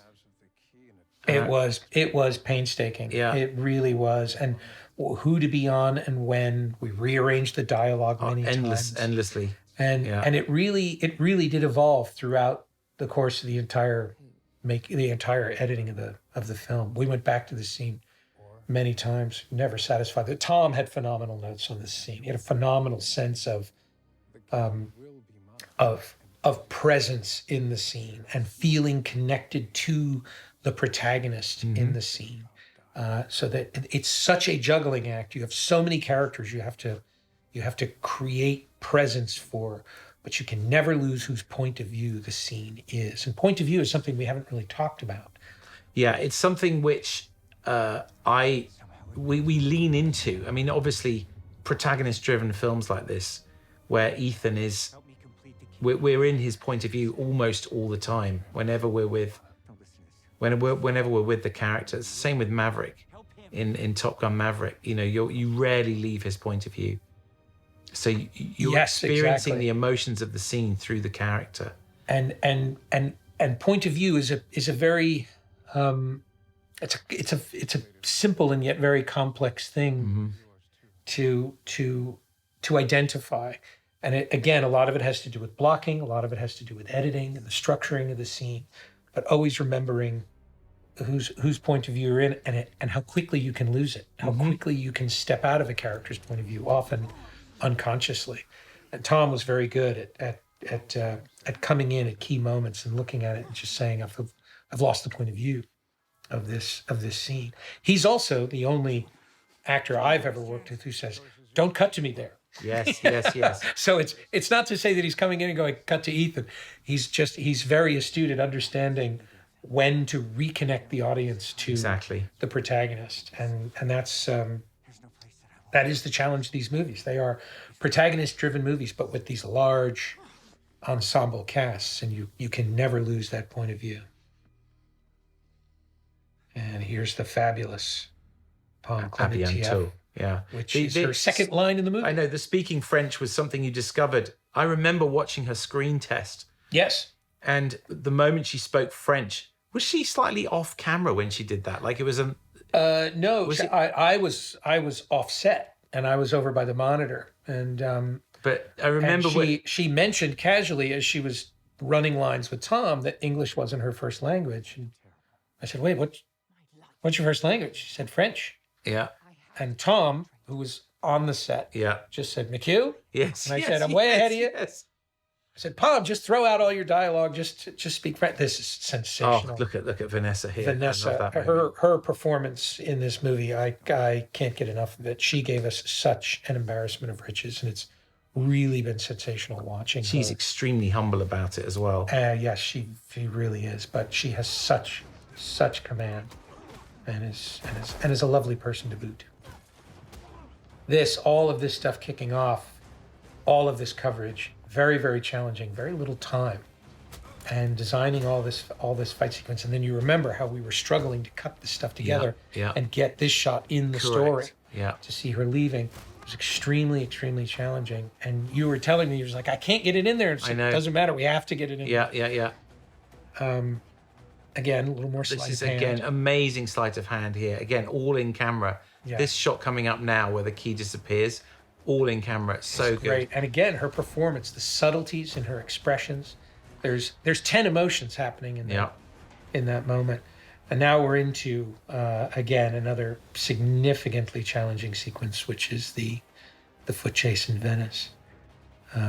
There are no easy sequences in this. No, movie. I would say there are no easy shots. No, exactly. I Again, mean- all of this shot at the height of COVID. Yeah. All the dancers Yeah. were in one pod. All the extras were in another. This was really, there's our little nod to Michael Curtiz. I saw when Haley walked by that light the first Yes. time, she cast a little shadow, and so we moved the light to Oh, give it a much more fantastic. of a dramatic shadow thing we found on the day. This was a fight scene we developed the night before. This is all done when we found this location and started to find the scale of this location and what we could do there and the time we had. Because we shot the courtyard so quickly, we bought ourselves the time Yeah. to shoot this, and the actors did a phenomenal job. But this was all developed in the days before we shot it. This music cue, by the way, This was a slam dunk from this was one that was presented to us, and when we dropped it on the scene the first time, it was just, we edit without music. Yeah, and well, the way Lorne works is he will write suites of music, not to picture. Just he'll get a vibe from some of the dailies that he might have seen, or with conversations with Chris, and then write like an 8-minute suite, and then we'll dive into the suites after we've cut the scene and see what lands. But this was always. And because we don't cut with. Oh, talk about Raffaella quickly. Oh, go ahead. Yes, this is Raffaella Giovanetti. I asked her to shape a few candles just to create the sense of direction going down this corridor. And the next night when I got there, she, in Venice, had managed to get more candles. I know. I don't know how she got them She's a overnight. set decorator, amazing. I set never decorator. asked for that whole thing. Actually, to be the lit. voice She of the just did it. police radio in Italy is Raffaella's voice because she's Italian. And I spent the next several years talking about Raphael's Look at the candles. projections on the wall there. I think they're just stunning. Gary Freeman again designing. He did a phenomenal job of finding the designers for those graphics. There's a stable eye shot. These are really, really challenging. Running in Venice. I love this. You can't have vehicles in Venice. That's true. So everything you're seeing is being operated by hand by Ross Shepard and Chunky Richmond. Ross is carrying the stable eye. Chunky's operating the wheels. Yeah. And of course, you're shooting in these tight alleys with an entire crew, hundreds of people during COVID. It was really, really And challenging. all the little source lights there you've added. Yes. Well, the interesting thing about Venice, if you try to shoot in Venice with practical light, it looks like a set. Yeah. It's lit very expressly. And so all of the source lights you're seeing in this sequence were brought in, carried in by hand, and they were all there to create backlight, to get rid of the sort of, everything looks a little bit like Disney World. Yeah. Because it's all top lit. It's just, there is no mystery, there's no shadow. And we had to create all of that, which when you're in Venice, everything has to be carried to set by hand, brought in by boat. Setting up your power is very difficult because you need to have a nearby square. Every single location was dictated by its proximity to our ability to add power. Martin Smith's lighting, even in this boat, his choice to add these tubes and just to give everything a sense of light. And then this, we shot back on a set much later, so we would have control. And the thought was, because we had walls, we'd be able to cut holes to get the camera in. And we discovered you don't need to. Yeah. The way this was all intercut was quite a challenge, because late. We wanted the both fights to kind of kick off at the same time. And so originally we had a version where Ethan started first, and then we cut to Haley, and she, or Grace, I should say. And then, but this way we get to find an elegant build so that you're with Ethan and you're seeing his predicament, and you're with Grace and you're seeing her predicament. Pom had the best time filming this. I mean, she worked insanely hard. Yeah, she did. But then the music cue, you get that, so be it. And then the music cue starts here, and we're off with the fight. And we're off again. And again, another sensational cue, which was a real challenge. And this is Gabriel's theme, essentially. Yeah. That came, a variation of it that came in very late. What you're seeing here is the camera operating of Chunky Richmond in sync with the unbelievable physicality of the actors. This is all it's really difficult. Very physically punishing, Yeah. but you can see the camera Chunky's using, which is a Rialto, a very small handheld unit, which creates a real energy. Whereas here, we're being much more presentational. It's a different kind of energy. It's also a different stage of the shooting of the movie. And so you can see our visual style and our understanding of the equipment we're using is evolving. And we're being very particular as to when to use certain cameras and communicate certain energies. This was something I was excited about. It's the notion of bringing in a sword fight and into all the different, bringing in deserts and horses and swords. Yes. It was these things which are the iconography of adventure. They all subtly kind of bring in that sense of adventure. Even Haley's costume, the wardrobe she's wearing, has a slightly pirate feel to it. Yeah. Same with Rebecca. God, I remember when you were shooting this and how dynamic all these different moves were, and these moments with Pom. And the intercutting that we then had to do. And also, I feel for Haley, because the fight with Gabriel was originally quite a bit longer. Yes. And we cut it down to the bones, because you're focused more on Ethan and. Well, it just you've just felt an imbalance. This was a very challenging scene to create the balance between the three fights. Correct. That are happening. We tried this endless different ways, intercutting it so many different ways before we landed on this version of. Yes, and it also, the really important thing for us is Grace had to have ability, but she doesn't have honed skill. Yes. What you're doing is you're seeing the development of a character over the course of these two movies, and she enters into it as raw material. And so you had to give her space to grow. That we shot much later on a green screen, you remember? Yes, I hoped it would be you. Yeah. All of that. And then this we had, I seem to remember, we only had one night to shoot all of the coverage of of their fight, of the two of them. This was really, really challenging stuff to do. Lots of rehearsal went into it.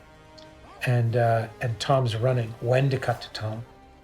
And again, that's point of view. Keeping that character in there, keeping that point of view alive.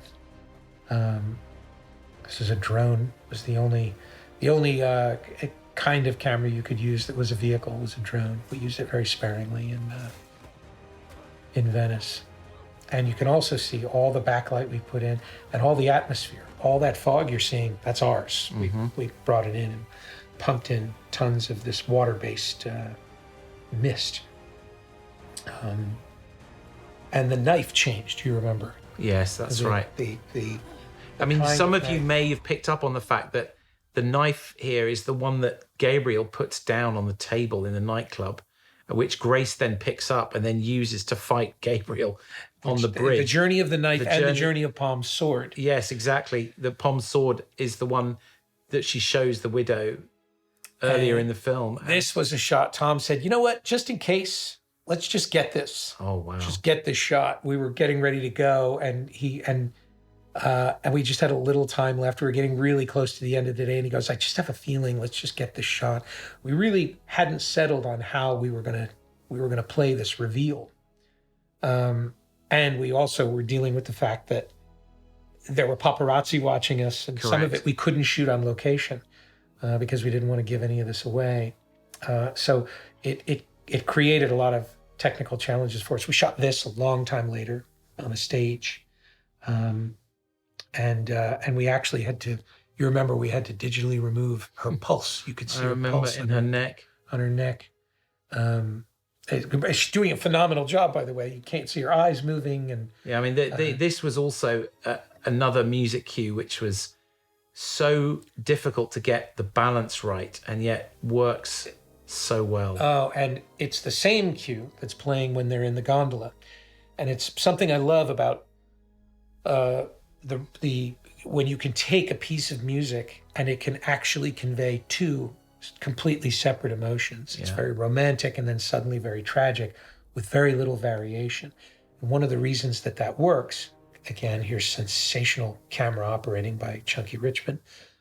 This was shot at like 4 a.m. This was shot like 5 a.m. Sun up. The following morning. Yeah. But one of the things I love about the music is that because we cut with no temp, yes, the movie develops its own internal rhythm. Yes. And we find ourselves very often taking the same piece of music and it lays almost cut for cut on multiple scenes in the movie. And then here we are. This was kind of a revelation to us, this scene. You remember we started shooting this. I remember this. We shot completely different coverage of Haley, and where the camera was front on. And her hair was down. And her hair was down, and nothing about it worked. Yeah. It was the same dialogue.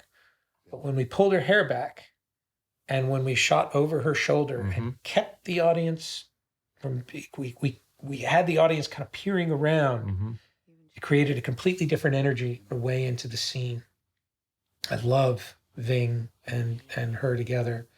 And then this is very, very critical, the recognition that this person has sacrificed their life for her, and the feeling that it creates, that's going to resonate all the way into chapter 2. But here we now start playing with, there's got to be a tonal shift. It's a real challenge. Yeah, we've allowed the audience to have a moment of grief. Yeah. Yeah. And the story can't stop. That's the real challenge. And so you have to create all that space. Tom up on the roof, Benji's behavior there. And because of who they are and what they do, they have to keep going. And that was a real challenge. We talked about this at length. And of course, we know that the ambition is that these unresolved emotions, they end up resonating into the second chapter. And you remember, we compressed this scene. We had it playing much longer. Yeah. And we started to play with the idea. We were just lingering on people too long, and we started to accelerate or actually not accelerate, but overlap Yeah, a little exactly. bit more. Another great music cue here. And then I remember seeing these dailies come in. This was And all, we had a you had- completely different concept for the reveal, and it didn't work. It was absolutely terrible. And we completely constructed this shot on the day. And what's amazing is this shot here. Vanessa's actually lying. Vanessa's lying there, and we just painted out her body. Yeah, so that's why it looks absolutely real. There's a wipe behind Benji's back, Yeah. and then a second wipe I is love this coming. moment of behavior here. It's so human.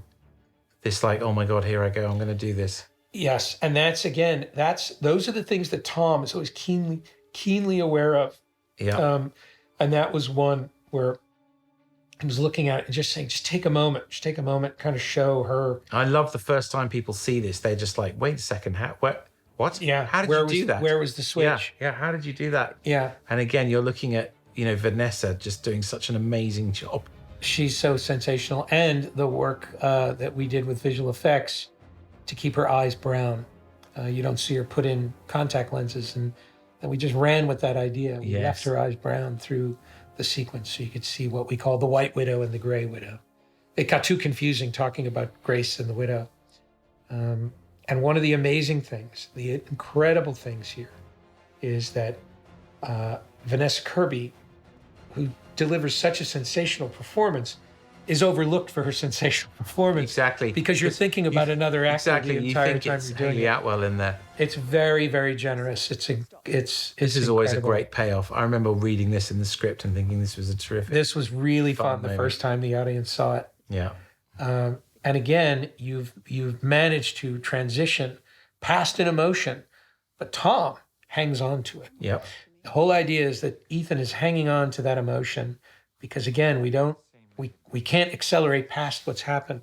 So you're feeling an emotional transition happening here. That was all originally one move with Chunky. It's really phenomenal the way Haley and Chunky particular really worked well together. They really just, it's another person with whom she is dancing and all this coverage. And you also notice that when you cut to Ethan throughout this scene, you're cutting to him on the first part of somebody else's line. Yes. So that the person is saying what Ethan is thinking. Correct. And sometimes you're on a profile like there, Benji's talking, and that's what. And Ethan's yes, thinking. and what you're feeling now is the relationship between these three characters. Yes. They are all of the same mind. That's all intentional. It's all by design. And it's all created to constantly create a sense of affinity without the kind of stale idea of, actors just talking about their busting each other's chops and creating creating friendship. It's like, how do you create friendship and keep the story moving? And you do it through composition. Tom here, this was really phenomenal. His delivery of that and Haley's reaction, the subtlety of it. I And the love first this. time I saw your first assembly of this scene. Yeah. This always worked. This moment. This really, Yeah. really It's worked. like It was so it's like effective. what she's wanted to hear someone say to her entire life. Yes. The- And how do you write that? I know. And the Look at her, idea look at her. of understanding even what know that me. is and communicating it. Yeah. And communicating it to such an extent that she can then pull it back. Yeah. That is an extraordinary performance. All four of these actors working together, really, really carrying one another through the scene. And then here, this was a challenge to edit. And we knew we had to get into the third act, but we also knew we had to tell this very important story, which is Luther's departure. Luther has to leave the story. This was twofold. One, really wasn't anything for Luther to be doing Yep. in the third act of the movie. Two, there's a very important element in chapter 2 that is coming, and where Luther's going and where they will find him in the second story. It was important to begin creating the threads Yep. that we're setting up part 2. I love these scenes when you have the history between these two characters resonating through the decades of watching these movies and Yes. seeing the two of them together. That is both the characters and the actors. 100%. The idea that these are the two guys who've been together since the very first mission. And here we are again, crossing the line. I just look at the 75. It's 135, sorry, this one, I isn't think it? this is a 135. Yeah. It's so internal with Ethan. Yes, and it's very rare we use it in this movie. We Yeah. used it quite a lot more in Fallout. Yeah. Chunky came to me in the first Carrie Elwes scene and said, you want to use this 60 millimeter lens. And I was like, Robert Elswit had kind of discouraged me from using a 60 for a lot of Rogue Nation, and I had just developed the habit of not using it. And the 60 mil that Chunky liked was a close focus 60 mil. So it was a slightly wider lens, but it allowed you to get closer without it being unflattering. And we went from using a variety of lenses to primarily using two. We used a 40 and a 60 for much of the movie. It was very granular, dorky stuff. This was... Listen, listen, you just have to imagine me listening to this stuff when I was 12 years old. Listening to my DVD commentaries, and this is where my film school. So honestly, dive in and be all the dorky stuff is what people want to hear. I love it. That's why we're... Okay, so I can do some dorky editorial stuff real quick. So if you want, so the Sony Venice camera shoots at 6K, and in the Avid Media Composer timeline, we're actually using ultra high definition resolution, which is 3840 by 2160, and we're using an offline resolution called Avid DNxHR LB, which allows us to edit in ultra high definition quality and allows us to screen and create trailers and promo reels, and so we're just working with like phenomenal resolution and color from the word go, which is great. And also it means all our visual effects come in at Ultra HD and 4K, and we can review them without having to compromise. Now, this was the reason I work with Eddie Hamilton is so I don't have to understand any of that. All that nonsense. But there's people out there who will hear it and enjoy it. Now, what were you going to say about the train? It was this whole scene was interesting because we had a different setup for the third act. Yes, and we leaned into this slightly different version where Grace is forced to go on her own. That shot of her assembling the key, by the way, was one of the last shots. Yeah, that was one of the last shots. Yeah. And this scene, in fact, was we built this set later, realizing we needed a different transition into the third act. Yeah. Grace needed to join the team. She was really we had a completely different construct for how and why they ended up on the train. And this really brought them together as a team. And Tom is wearing a wig there because he was already in his That's right. part two hairstyle. Yeah. And there are a couple of shots throughout the movie like that. I remember this was one of our first days on the train, and I remember walking in here as Gary had designed the set. As soon as I walked on the set, I said, my God, there's only one character that can be in this car. What's so great about that moment there with the widow is that you think it's Grace. The audience is going, oh, Grace is already there. We hope you think I think there's a percentage of the audience. Now, this was You're real. certainly one. This was done for real. Like, Yes. Pom just lost her mind doing all these stunts on the actual roof of the train. She's tied on with cables, which we remove with VFX. And this is completely her, this little moment with the heart. This was all Pom just doing her thing. And in fact, every actor in the movie has some flourish, some great little bit of behavior that's entirely improvised. How to get backlot in a shot and knock a lamp on the floor. And we should give credit to Mark Taylor, our sound mixer, for coming up with this idea of having the entity on this mask. That was added in post. Yeah, just because people were asking how does he communicate? And so Mark said, when we were mixing the sound, he said, maybe you should add something there. And he was actually a little nervous of, this was the last shot of the first phase of principal photography. That's right, a beautiful shot. There were many phases of principal photography. Mark was worried about telling you, and I said, "No, it's a genius idea. Don't tell Chris." That's what I was It's so a great shocked by. idea. It's like, how many 'Cause he's other like, great ideas were people mixers- afraid to tell sound me? mixers never, they don't feel it's appropriate to say that kind of stuff. The internet doesn't have any problem telling me how to do my job. Well, why shouldn't the crew? I mean, You should talk about Rocky on the right there. Rocky is a legend in This the guy stunt driving the community. train there. Our He was in engineer. Goldfinger, for goodness sake. Yeah. Amazing. He's a been around for legendary- a million years. He's the loveliest guy. Love that cut. It's a great head. This was great directing, I swear. This was you coming up with this idea of knocking the wine glass. Oh, I don't. And know then all about these that. phenomenal shots of the train. I love them. I love the moving Dutch. That's Chunky working with Eastside. It was really lovely. All of this behavior. We had very little time shooting in the locomotive. All these shots on the wheels were done in Yorkshire, I remember. Yeah, we And never you had time to get them in no, Norway. You had incredible luck with the weather that one week you shot in Yorkshire. We did. We shot in 4 days. We shot everything that we shot in Yorkshire, which is the majority of Haley and Tom's business That's it. on the train That's together. it, yeah. It's quite a lot of coverage. This is for real, in Norway. Yeah. This With was Tom riding that's in Yorkshire, and here's the. This scene came in and out, didn't it? This whole idea of the two. It wasn't in the first cut of the film. We were looking at length, and we left it out. We really debated with all the momentum we were creating. Could we stop and have a moment with these two characters? And there's two things happening here. One, it's setting up the development of these two characters for where they go in the second story. That's not as critical. What it's really doing is it's reminding you of the importance of the key, but also why it matters to Ethan. Yeah. And it's really contextualizing for you the stakes of the of what's to come.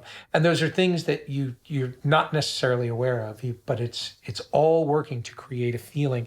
And this sequence was very, very particular in creating the balance that if you didn't get enough of the information, the action didn't matter. Yeah. If you spent too much time on the information, the action was exhausting. And it was like an accordion, this scene. We kept squeezing and pulling in different directions, trying to find the right balance of information and emotion so that you had the maximum effect at the end. And that's why I recommend everybody when they watch this movie, just let the movie take you. The reason you're feeling certain things is because of the presentation of others. This is a really fun camera move, by virtue of the fact that a camera could never physically do that. And there's a little trickery in that we removed one window that allowed Chunky to step out of the way and then step back in. And it's these shots that don't call attention to themselves. And great visual effects work. All those reflections on the brass, all of that. That's all green screen. This is all on a set, on a soundstage. Phenomenal lighting by Martin Smith and Fraser that creates this very subtle interactive feeling. It's always creating a sense of movement. The train very, very much feels alive, but again, never gets in the way of the story. Sound design as well. And this we shot a long time later, the shots looking up at Vanessa when we tweaked the story a little bit. But again, because you have these tiny little sets, you can go back and shape character, create moments of tension and suspense. And all of that is about creating reasons, things that motivate characters. This is the best bit. This is lovely. Blowing the hair. Yeah, it's just a fun bit of Exactly what she does in the theatre. Well, and it's Vanessa. She's such a brilliant study, and is doing such a phenomenal job. You can see her. You're absolutely behind the connected to Grace through her performance. Director, sorry. Don't Somebody will have found it. Somebody would have found it by now. Oh yeah. Okay, I won't say anymore. All right. This was there. God, we had so much fun with Vanessa. She spent a lot of time playing with the comedy and finding the right balance. And again, here are the brown eyes. Yeah. This is and here's Jonathan, the guy standing behind Henry Cerny, The bodyguard. who was he was cast as we needed another bodyguard. of the widow's henchmen, and Jonathan was only supposed to be on the movie for a day. And by circumstances, the story evolved, and he turned into the guy who picked up the key. He ended up working on the movie for months. It was really a lovely opportunity. And all of that was shot on a track much later in the UK. All of Benji's work in the car, all because of, again, astonishing shots done on helicopters. That was in Norway. That was really great work by Will and Phil, our camera operator and pilot, Will Banks and Phil Lawrence. That's right. Really extraordinary. Collectively known as Will.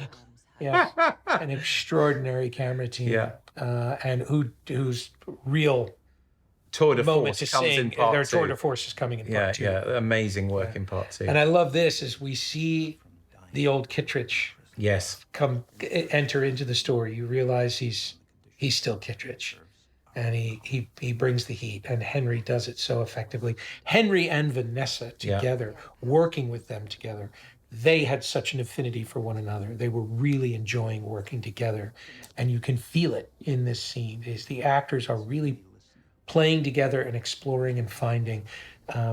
Vanessa mixing up her pronouns of she and I. Yes. That was the one wide shot in the scene as well. When and the only Zola one that was walks out. necessary. There you go. Again, when you jumped out to a wide, you just felt yourself. And I was very careful to hide Grace's name. Yeah. I wanted to keep that air of mystery, so we went back and reshot that. Eric Jenderson had suggested another name that was in the passport. Yeah.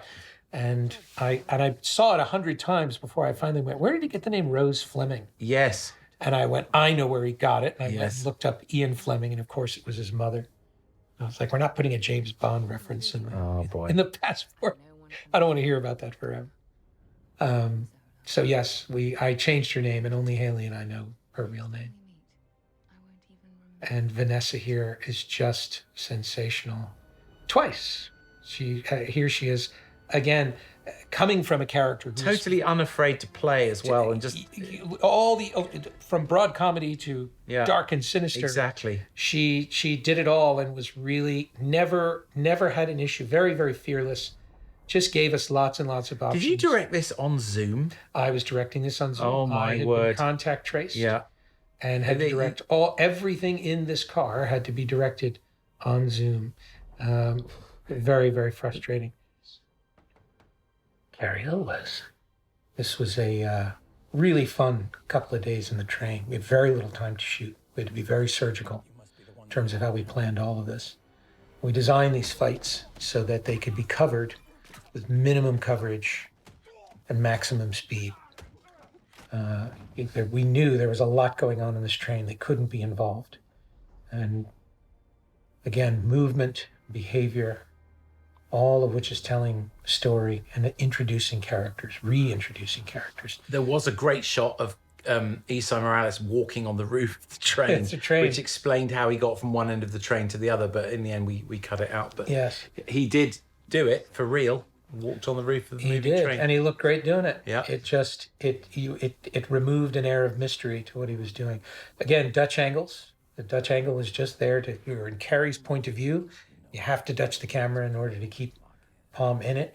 This is also one of the rarer instances of Palm and Esai in the same frame. Mm-hmm.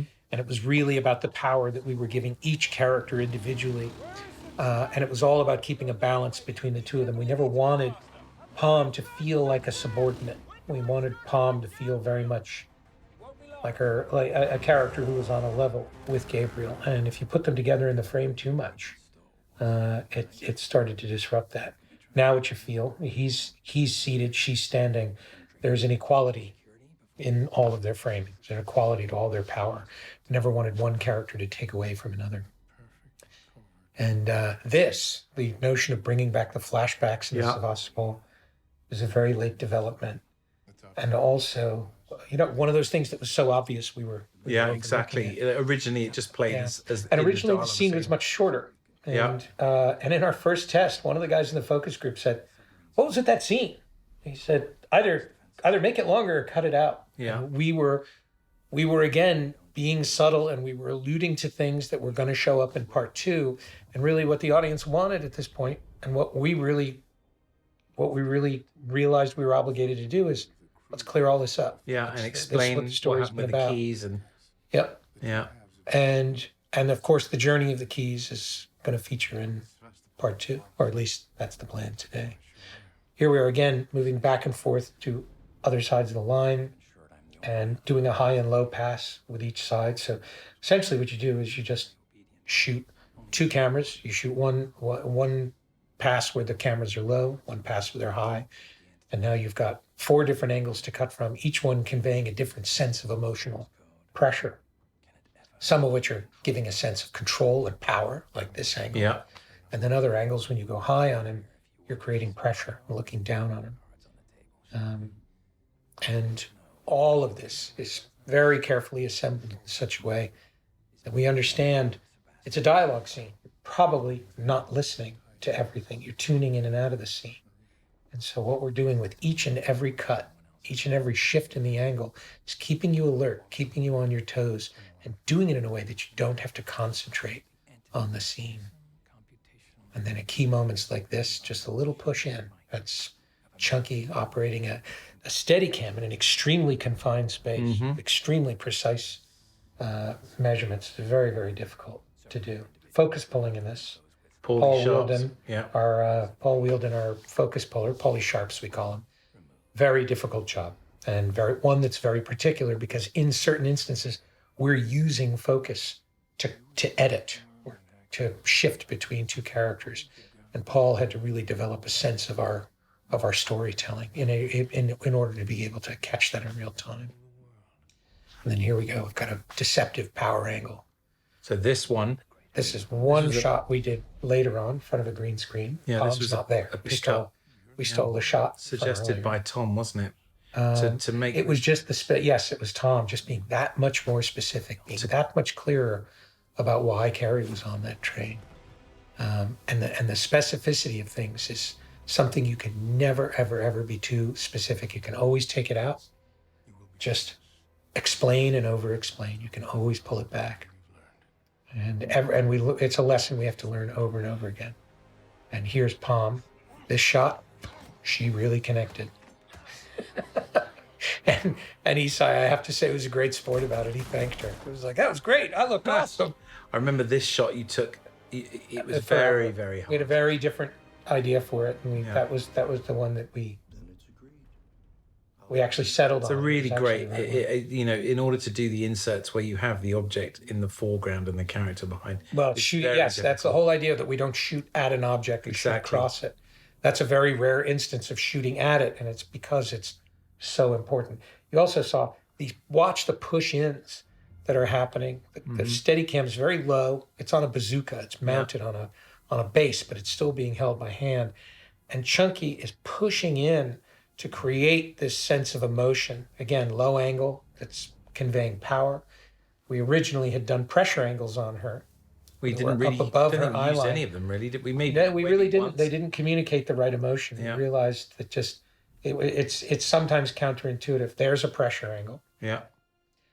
And but the camera moves, everything that's happening between this, the pull back to the reveal, these moves, which are kind of imperceptible, are extraordinarily challenging and precise to do. And all because we made a decision very early on to use Steadicam and never put the camera on rails, that it would always leave the coverage feeling alive.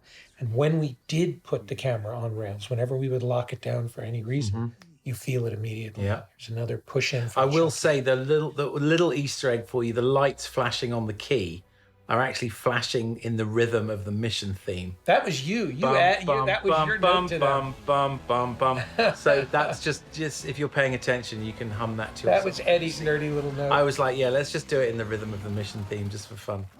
This was... I remember Tom shot that for real in Norway. Incredibly dangerous. This was the first day of dialogue on the movie. And Simon Pegg came to Norway and sat on a on an Apple box, just out of frame, and was yelling his dialogue for Tom in the wind, very cold, and all shot on the edge of this cliff. And again, this was the first test of our camera philosophy, which was cranes, steady cam, stable eye, no dolly, no rails, no locked off cameras. The only time cameras locked off is when it's on vehicles like this, and the vehicle itself is moving. Correct. That you and what you end up with over the course of the movie is a very specific visual texture, very specific visual energy that's different from Fallout, which is in turn different from. This is a terrific piece of directing, just revealing the ramp behind him there. I always felt like this was too subtle, and I feel like I'm the only person. No, it definitely. I think it definitely works. It's so satisfying. It's just so. I every time I'm watching it with an audience, I can feel them not getting it. Okay. It's so funny you say that. That was shot on a back lot. It was just a little piece of ridge that all those mountains were added later.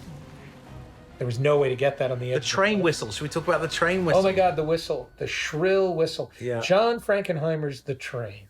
You want to talk about movies that are inspiring to this film. Almost none of the films that people pick out as inspirations or references are in fact inspirations or references. If you haven't seen it, it's what, 1964 black and white? I think it's 64. It is Burt Lancaster. It is the granddaddy of all action films, practical action films. It's an extraordinary piece of cinema, a piece of logistics, action. Many trains gave their lives, and it's a logistical and technical masterpiece. It's also actually substantial. It's about something. Yeah. It's a really phenomenal film, and in it, the train whistles are extremely shrill and urgent sounding, and all the whistles that we kept hearing in our sound design they were quaint. They were Thomas the Tank Engine, and we needed that. We've got to talk about the stunt. Surely, hang on. Do we? Oh my word! Oh my word! We were all there This on is not the only day one of commentary. principal photography. Day one of principal Oh photography. my word! Yeah, Tom Cruise. Yeah, this is and we were all just heart in mouth watching Six this. times. And look, he's doing this for real. He jumped out of a helicopter. And Well, the cameraman. see, this to me is This more is insane. impressive He's than the in stunt. free fall. He's falling at 240 miles an hour. He's directly. acting in free fall. Yeah, I mean, it's and just, let's not forget the cameraman, the cameraman is also John DeVore, who has a camera on his head Yeah.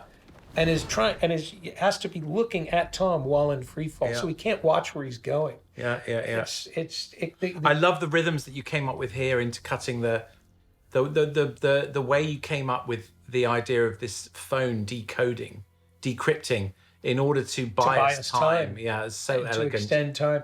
We were really feeling our way through these scenes and had to figure out how to intercut them later. And there was so much story that had to be feathered in together. And yes, ultimately the idea of an upload, gave us a ticking clock. It created space for us. But then even then, this intercutting was it was so extraordinarily difficult. challenging. Here's our little tiny nods to the pickpocket coming up.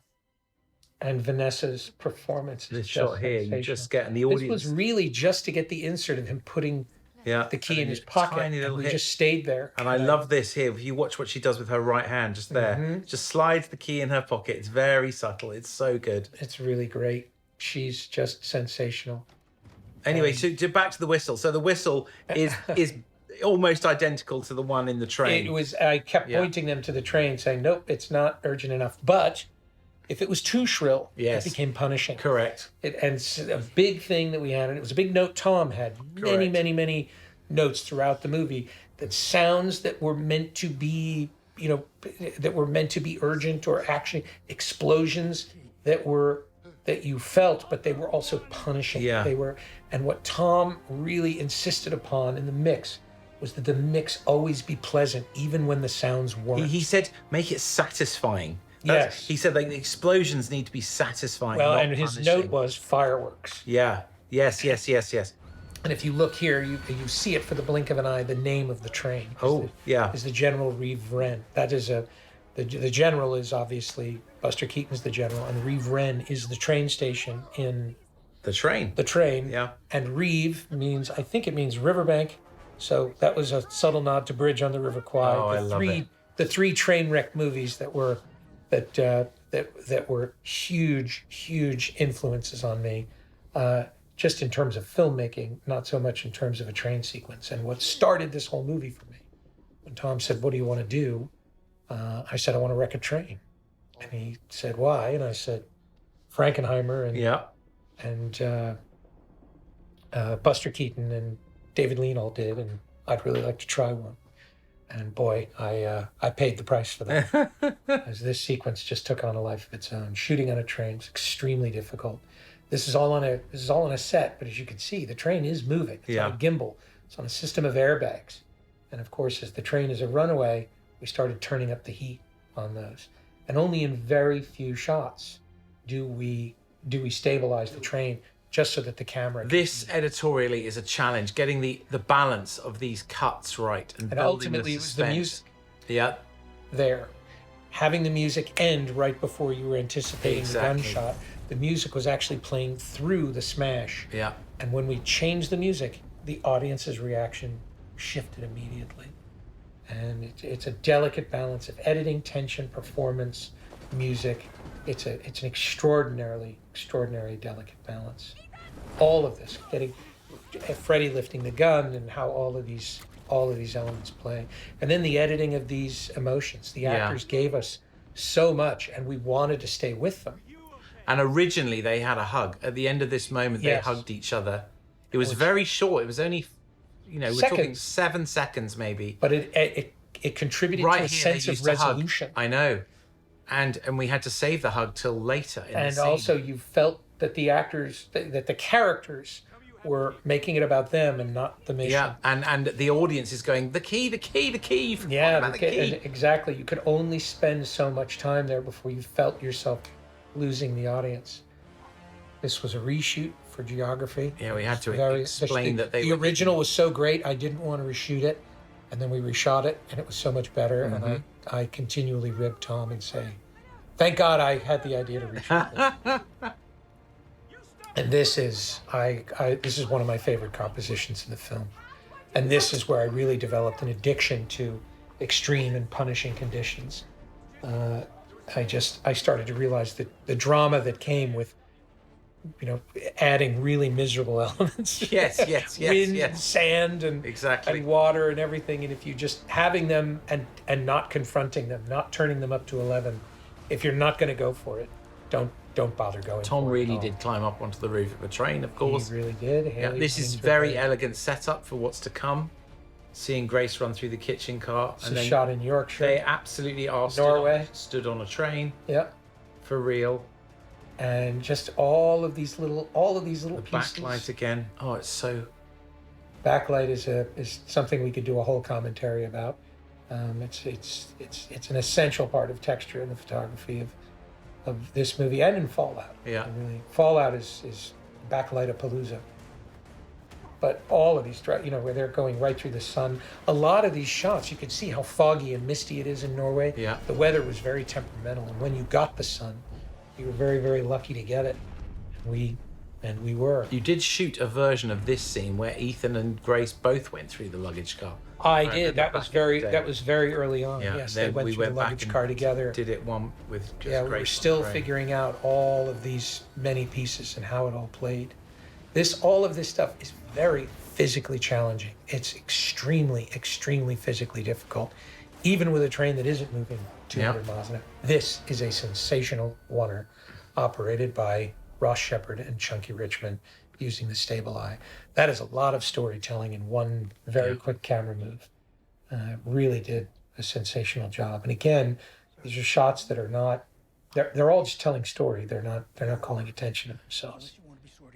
And their performance. Oh, Shea Wiggum, that was an improv. by the way, Yes. when he grabbed Henry's face, and that little beat was a pickup. Mm-hmm. And it was based on all the energy we had learned with the Rialto. Yeah. And again, these shots all were much longer. There was phenomenal performance. Yes, yes, and yes. we really didn't want to cut it down. And you felt the movie just waiting and getting frustrated. And the more we cut it, the more you connected to Look the at this. This characters. was the more completely urgency you real. felt for them. On the roof, on Grace on that train. Yeah, story is king. Yeah.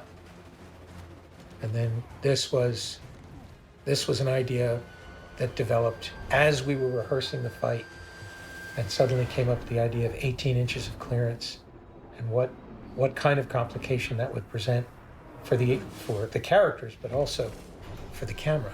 Because suddenly we realized the camera could at no time be higher than the actors, or you'd be disconnected from the reality of the scene when you suddenly realized the camera was looking through the roof of the tunnel. Yeah, we're down to the bone. All these scenes, we're down to the absolute bone. Yeah, all of these sequences were much you longer. interrogate every shot, every frame of every shot. And many of these shots were pulled out and then later put back in. Yeah. They all really had to have their day in court. They all had to fight for their existence. And all of it was because if you took too much time in any one moment, by the time you got to the most important part of the sequence, you're already worn out. Yeah, Tom would always say, leave them wanting more. Yeah. That was his mantra. It's like, you never want any one course of this movie to fill you up. You always want to be thinking, oh, I could have just had a little bit more of that, and then move on. We're very sensitive. We can assure everybody who's saying, but why didn't you? Because the movie was really, you were worn out. Yeah, too the soon. movie is not better. It wasn't better. And we had the same thing with Fallout. We did cut Fallout 5 minutes shorter than its final running time. And when we did that, the movie didn't work. And people out there listening may think 5 minutes doesn't sound like a lot, but it's actually a huge amount of screen time if you're trying to. Well, and the last cuts we did to this movie amounted to about 90 seconds. Yes, exactly. Throughout the course of the entire film. I know, and you're constantly looking at the running time. Yeah, it really is. You really can't. You just can't believe. And we'll talk about a scene later, the scene with Ethan and Paris, where we did a really short version, and it was just information, had no emotion. You just felt no emotional connection to it. Yeah. A lot of these were pickups we did later. Just the intimacy of it. It was too difficult to do on a train. You really had to get the performance. I mean, I will say though, Shay and Tarzan were on that train for real. This is Tarzan's first time on a train, and I don't mean on top of it. He'd never been in or on a train. I know, amazing, extraordinary. It was his first time out of the country. They are actually stood on the roof of that train. It's just extraordinary. Yeah, the crew were all underneath them inside where we were monitoring what you were doing. I was there that day, and we were all just spellbound by what was going on. It was hard. It was very hard. That was a really tough environment, but look at what a tough environment gives you. You just can't fake it. And it's really the energy that it gives you, the presence that it gives you. It's something sensational. And Shay and Tom, the whole story being communicated through these two characters over the course of about 3 lines of dialogue and some behavior in the film, and all of that is gonna be followed up in part 2. Design of Gabriel's watch. This was interesting because we originally scored this. We had music running throughout. In our second preview, we did not have score, and it played better. It played better because there was music running through this whole sequence. Correct. You were exhausted. You were exhausted, 100%. And you could feel right where the music was wearing out its welcome. Yep. And you wanted sound design. The design is so sensational. And you remember there was that time where we were playing with the mix and trying to do both, have our cake and eat it too. Yes. And it was mud. It's very difficult to do that. No. If you one have truly has to bow for the music other. And then this is so satisfying, this moment he got the key. Then we have the hug. And then we have this immensely satisfying which wasn't tale. in earlier cuts. Yes, but this was always something that Tom said, no. We need to have this moment where Gabriel finds the light. I know, he was very specific about the timing, and he was driving us crazy. Yeah, and he was right. He's always right. He absolutely was. And it's so much fun. You can hear the audience reacting to this. Well, this satisfaction, again, you get a win. Yeah. Because of what's going to happen. That is the victory of the movie. He's got the key, and the villain's out of the story. Mm-hmm. But he's not safe. He's not home and dry yet. Another oneer.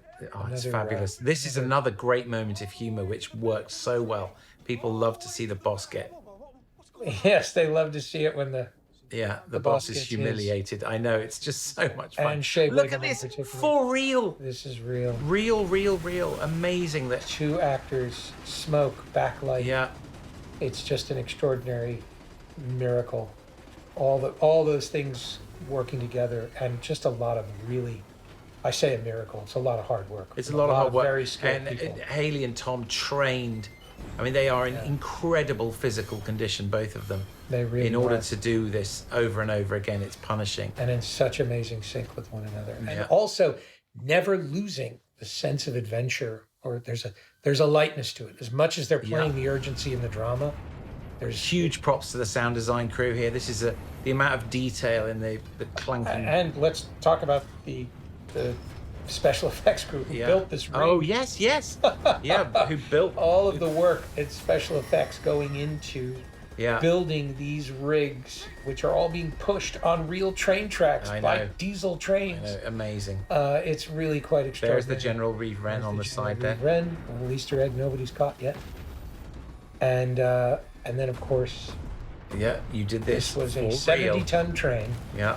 and tossed it off a cliff. And you couldn't get that. Yeah. Like those things where we attached the cameras to the train and discovered the physics of it only when it went off the tracks. Yeah, and we only had one take to get Yeah, it. and the cameras did not survive, but the tiny little memory cards. No, did. the cameras did survive. Oh, they did. Oh yeah, every I love camera it. survived. Okay. One camera took a direct hit from the locomotive. And a was still Z-cam, fine. And it survived. It was a Amazing. usable camera. But you get the little cards out and send them off, and Yeah. get this amazing footage. Now, the structure of this sequence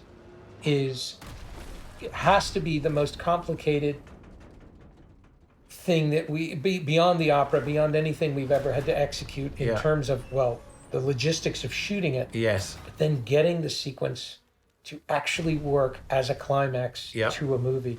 There's so much sensational photography, so many sensational stunts, things going on, just amazing shots that were the work of so many people. And yet, we just kept hearing the sequence was too long. Yeah, too and there long, was too long. one car too many. Yeah, we originally previewed this over 3 years ago from when we're talking now. Yes. So February it was February of 2020. Yeah. 20, yeah. And the scene, the previs evolved over that summer while we were finishing Top Gun Maverick. And then I remember thinking we may have action fatigue here, Chris.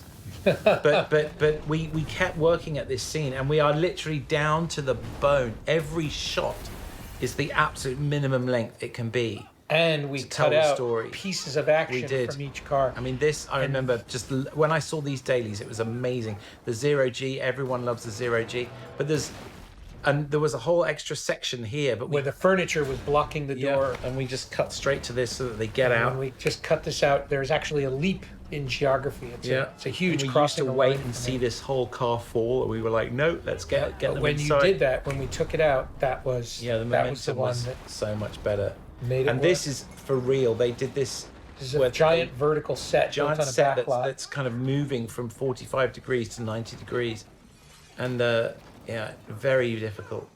The piano, oh my word! This was the piano, shooting the piano and getting the inserts. I remember correct. when you originally told me that this is what was going to happen at the end. I remember thinking what a genius idea it was, and if we could pull it off. And it's incredible how successfully it works, this vertical set. This piece of behavior here is just utterly marvelous. Well, it's like the car chase. Yeah. As This, as when she much grabs work it, went in. it's so good. It's great. It's so I'm good. always reminded. This is our of Pepe favorite. Le This is Pew. the biggest laugh in the movie. This when she goes, "Do you trust me?" And No. she shakes her head. Well, what's great is there's enormous humor in what's happening, but they don't stop acting dramatically. No, They're not playing it for 100%. laughs. And that was Tom. That was really, it's a testament to Tom. It was really him finding those flourishes with Haley. Yeah. And her performance, look here, just the last split second cut to her. The performance is telling me she's not going to go. Yeah. She's doing it's so such a good. great job of building tension. The reaction from the audience at this moment is just bewildered. Astonishment the at what they're months and the physical exertion, all the energy that went into this, the hard work of so many amazing people. Yeah.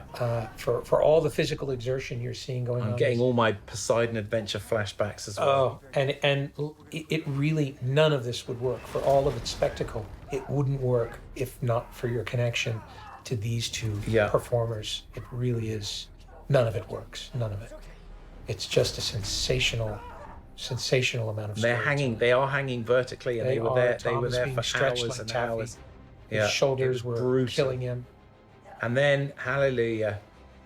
And this, Clements where we Houston's played with back. the music. Yes. Tom had a really great note on the music here, shifted the cue, and it made all the difference. Just a few, like 1 second to the right, and it changed it all. And look at this little look that Paris gives Ethan here. It's sensational. It's so good. And it wasn't the take we originally had because we cut out of this shot at a different time. And when we changed that, we were able to use the take that was right. Again, it was just not being precious, just obeying the story, following the stuff that connects you emotionally, the characters, not the technical excellence of a given shot. And this scene, another scene I directed over Zoom. Yeah. Another scene, though, which even in its earliest iterations was just absolutely firing on One of all my favorite cylinders. shots. I love this shot. And and the connection between these two characters. Another thing I really like about the working with this cast is just momentary connections between characters who don't otherwise really interact with one another. They all have a feeling to them. And this, because I was directing over Zoom and in low resolution, I didn't see Palm's tears. Yeah. And I was really taken with her performance, not seeing so much of the subtlety of it. Yeah. Look at it, that tear. It's months later. It's amazing. It's sensational. It's really, and that of course came later when I realized I just asked Haley very quickly. I said, just give me a moment, just give me a beat here. She conjured that up. It was the kind of thing that she could just turn on like a switch. Really, three sensational actors here. And Tom, really, when we cut the scene shorter. Yeah. And everything was about Tom. I did a brutally short version, which you have to do. You have to try it. And we both looked at it, and there was just we nothing both felt there. The same thing. It ceased to be emotional. Yeah, it was a conversation. We put back all the air. Like we barely trimmed this down. Well, this is a scene in which the air is earned. And, and it mattered more that you connected emotionally to this character than the information in the scene, which is information we all know. We're just seeing Ethan learn it. Chunky, that push in again, camera and actor working together. Really sensational work from everybody here.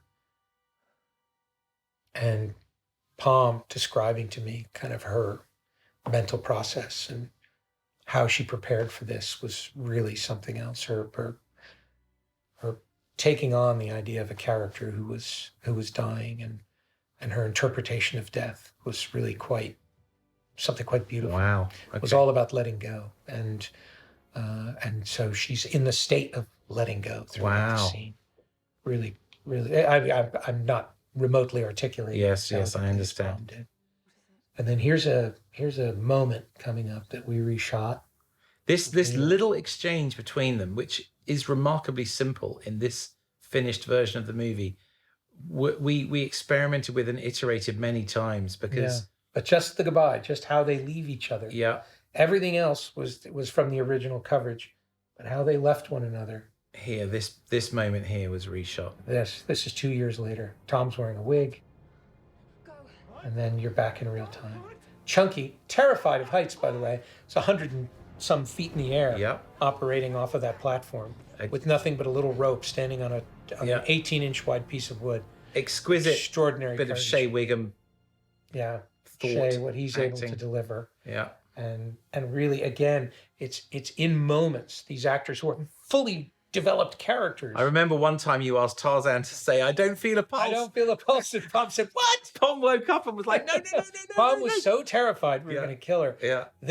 Here's another elegant rewrite from Henry Cerny, just adding the word authentic. Yes. That's Face. better, isn't it? Yeah. Face to authentic face. So good. And the first time we watched this in a theater, in a cut much longer, with Yes. no music in the third act, Yeah. no visual effects. And Haley said her line, and what was really sensational, the audience cheered. Yeah. And that's how we knew, okay, we might Yeah. actually get away with this. Yeah. We still have a lot of work to do. We can still do better.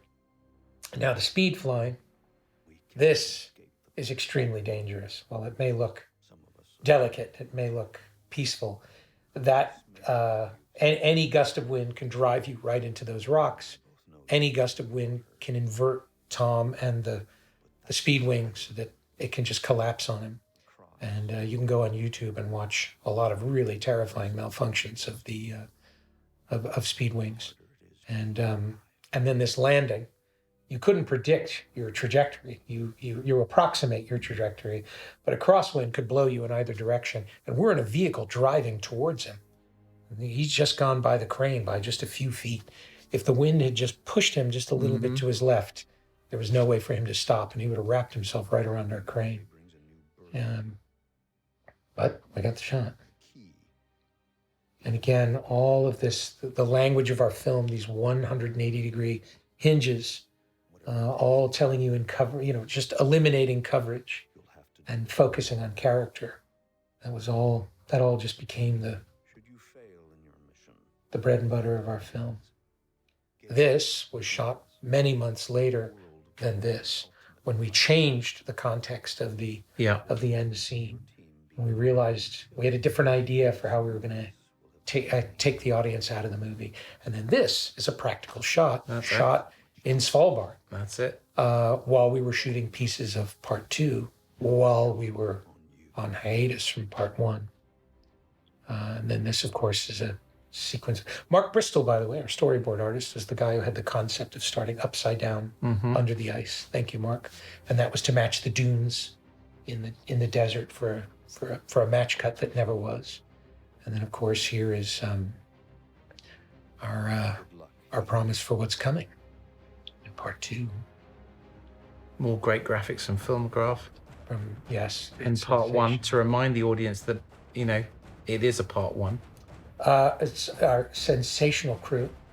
Chris Brock, our unit production manager, the hardest working man in show business, assistant director. Mary. Tommy Gormley, who, and then, of course, Mary Bolden, who took and Nick over Deegan, for Tommy.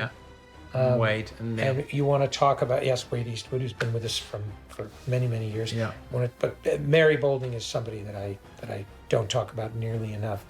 A director is nothing without a great first AD.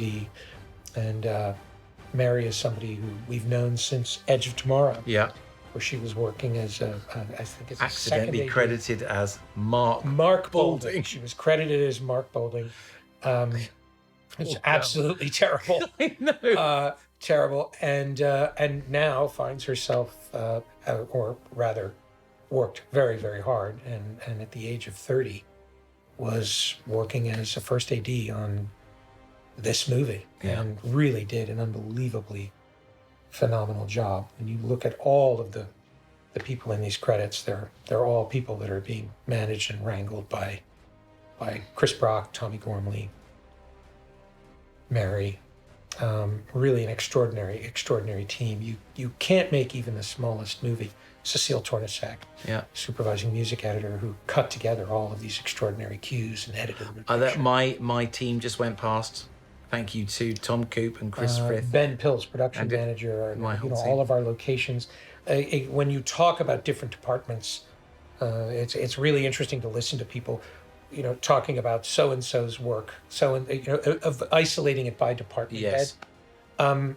The truth of the matter is, there went Martin Smith, our gaffer. The truth of the matter is, no one department makes any movie look like it does. And great cinematography is relying on great production design, and great production design is relying on great locations, and costume design, hair and makeup. It's all working together to make the image you see. And it's a really important thing to remember, that when you're looking at the work of one sensational person, one sensational performance, one sensational a credit on the movie. It's actually the work of so many other people supporting all the costume department that there. person. Amazing. Yes, the costume Who worked with department. Jill there. And I say all of this Amy, because, hair and makeup. Yeah. yeah. And I say all of this because all of it applies to my job. You know, you're the last name in the opening credits, and you get a lot of credit and you get a lot of glory. And the truth of the matter is that that I'm here because of all these people. There's Will Banks and Phil Arntz, our helicopter, our aerial unit. And then, of course, all the countries that we shot in: Abu Dhabi, Italy, Norway, United Kingdom. Extraordinary local crew in all of those places. Amazing people and really amazing cultures. And one of the true privileges of this job is being able to travel the world, go places that many people will never go, see things that other people never have access to. Yeah. Just going on the roof of the airport in Abu Dhabi. In Abu Dhabi, absolutely. And you find yourself there going, this is my office. Yeah. It's all, again, the work. The roof of a train driving at high speed through Norway. Driving at high speed through Norway. Norway, who lent us a railroad that allowed us to take over and do that.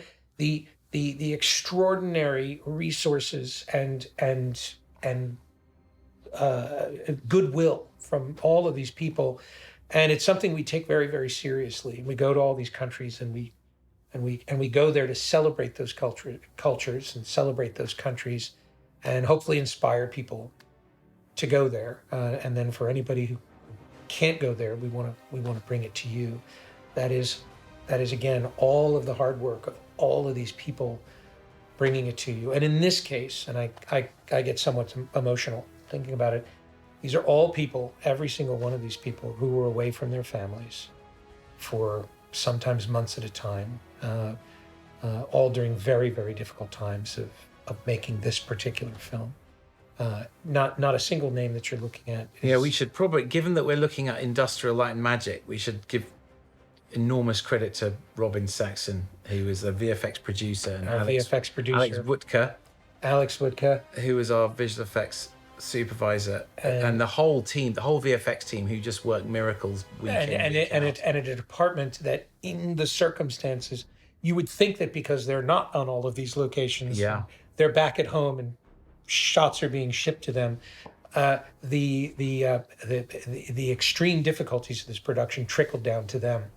And they were under enormous pressure right up until the day before the premiere. I remember we were still tweaking shots and getting things done. It's the work that they do, the unsung work that they do, and the extraordinary pressure of it is something that cannot be overstated. Very much so.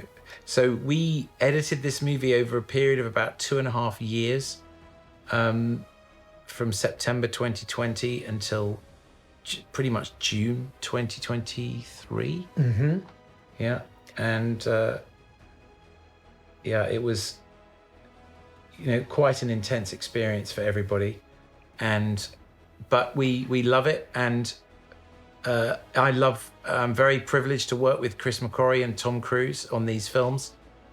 We are the ones who are privileged. I speak leaders. For Tom without hesitation. But terrific leaders to collaborate with, and great filmmakers who really understand, in detail how to make really entertaining movies that work for worldwide audiences. Well, as this is the editorial commentary, I'm going to cut you off and talk about you, Eddie Hamilton. The number of times on a movie where I will turn to Eddie and say, does this work? And is this going to work? And is this too long? And is an audience going to understand this? And you're always the one to say, that doesn't matter now. It doesn't matter now. The audience will tell us. And you never, ever, ever lose your positive spirit, your amazing attention to detail, the way you manage your team, the way you manage the crew. How in a very high pressure environment, I have never once seen you lose your shit. Very kind of you to say, Chris. I gotta say that. It was you are a intense, gentleman, this one. and it infuriates me because you're frankly it's an admonishment to everybody else. It's a great privilege to be on these journeys with you. We And really are the ones who are privileged. You we're are, thinking I of say you this, all out there I watching say the movie. this without hyperbole. You are the ballast that holds this whole thing together, man. We all face a lot of pressure and a lot of difficulty and a lot of strife, and it all comes down to you. Thank you, Chris. We really appreciate it, and of course, we appreciate you, the audience. Thank you for watching, everyone out there at home. Great to talk to you. Bye-bye.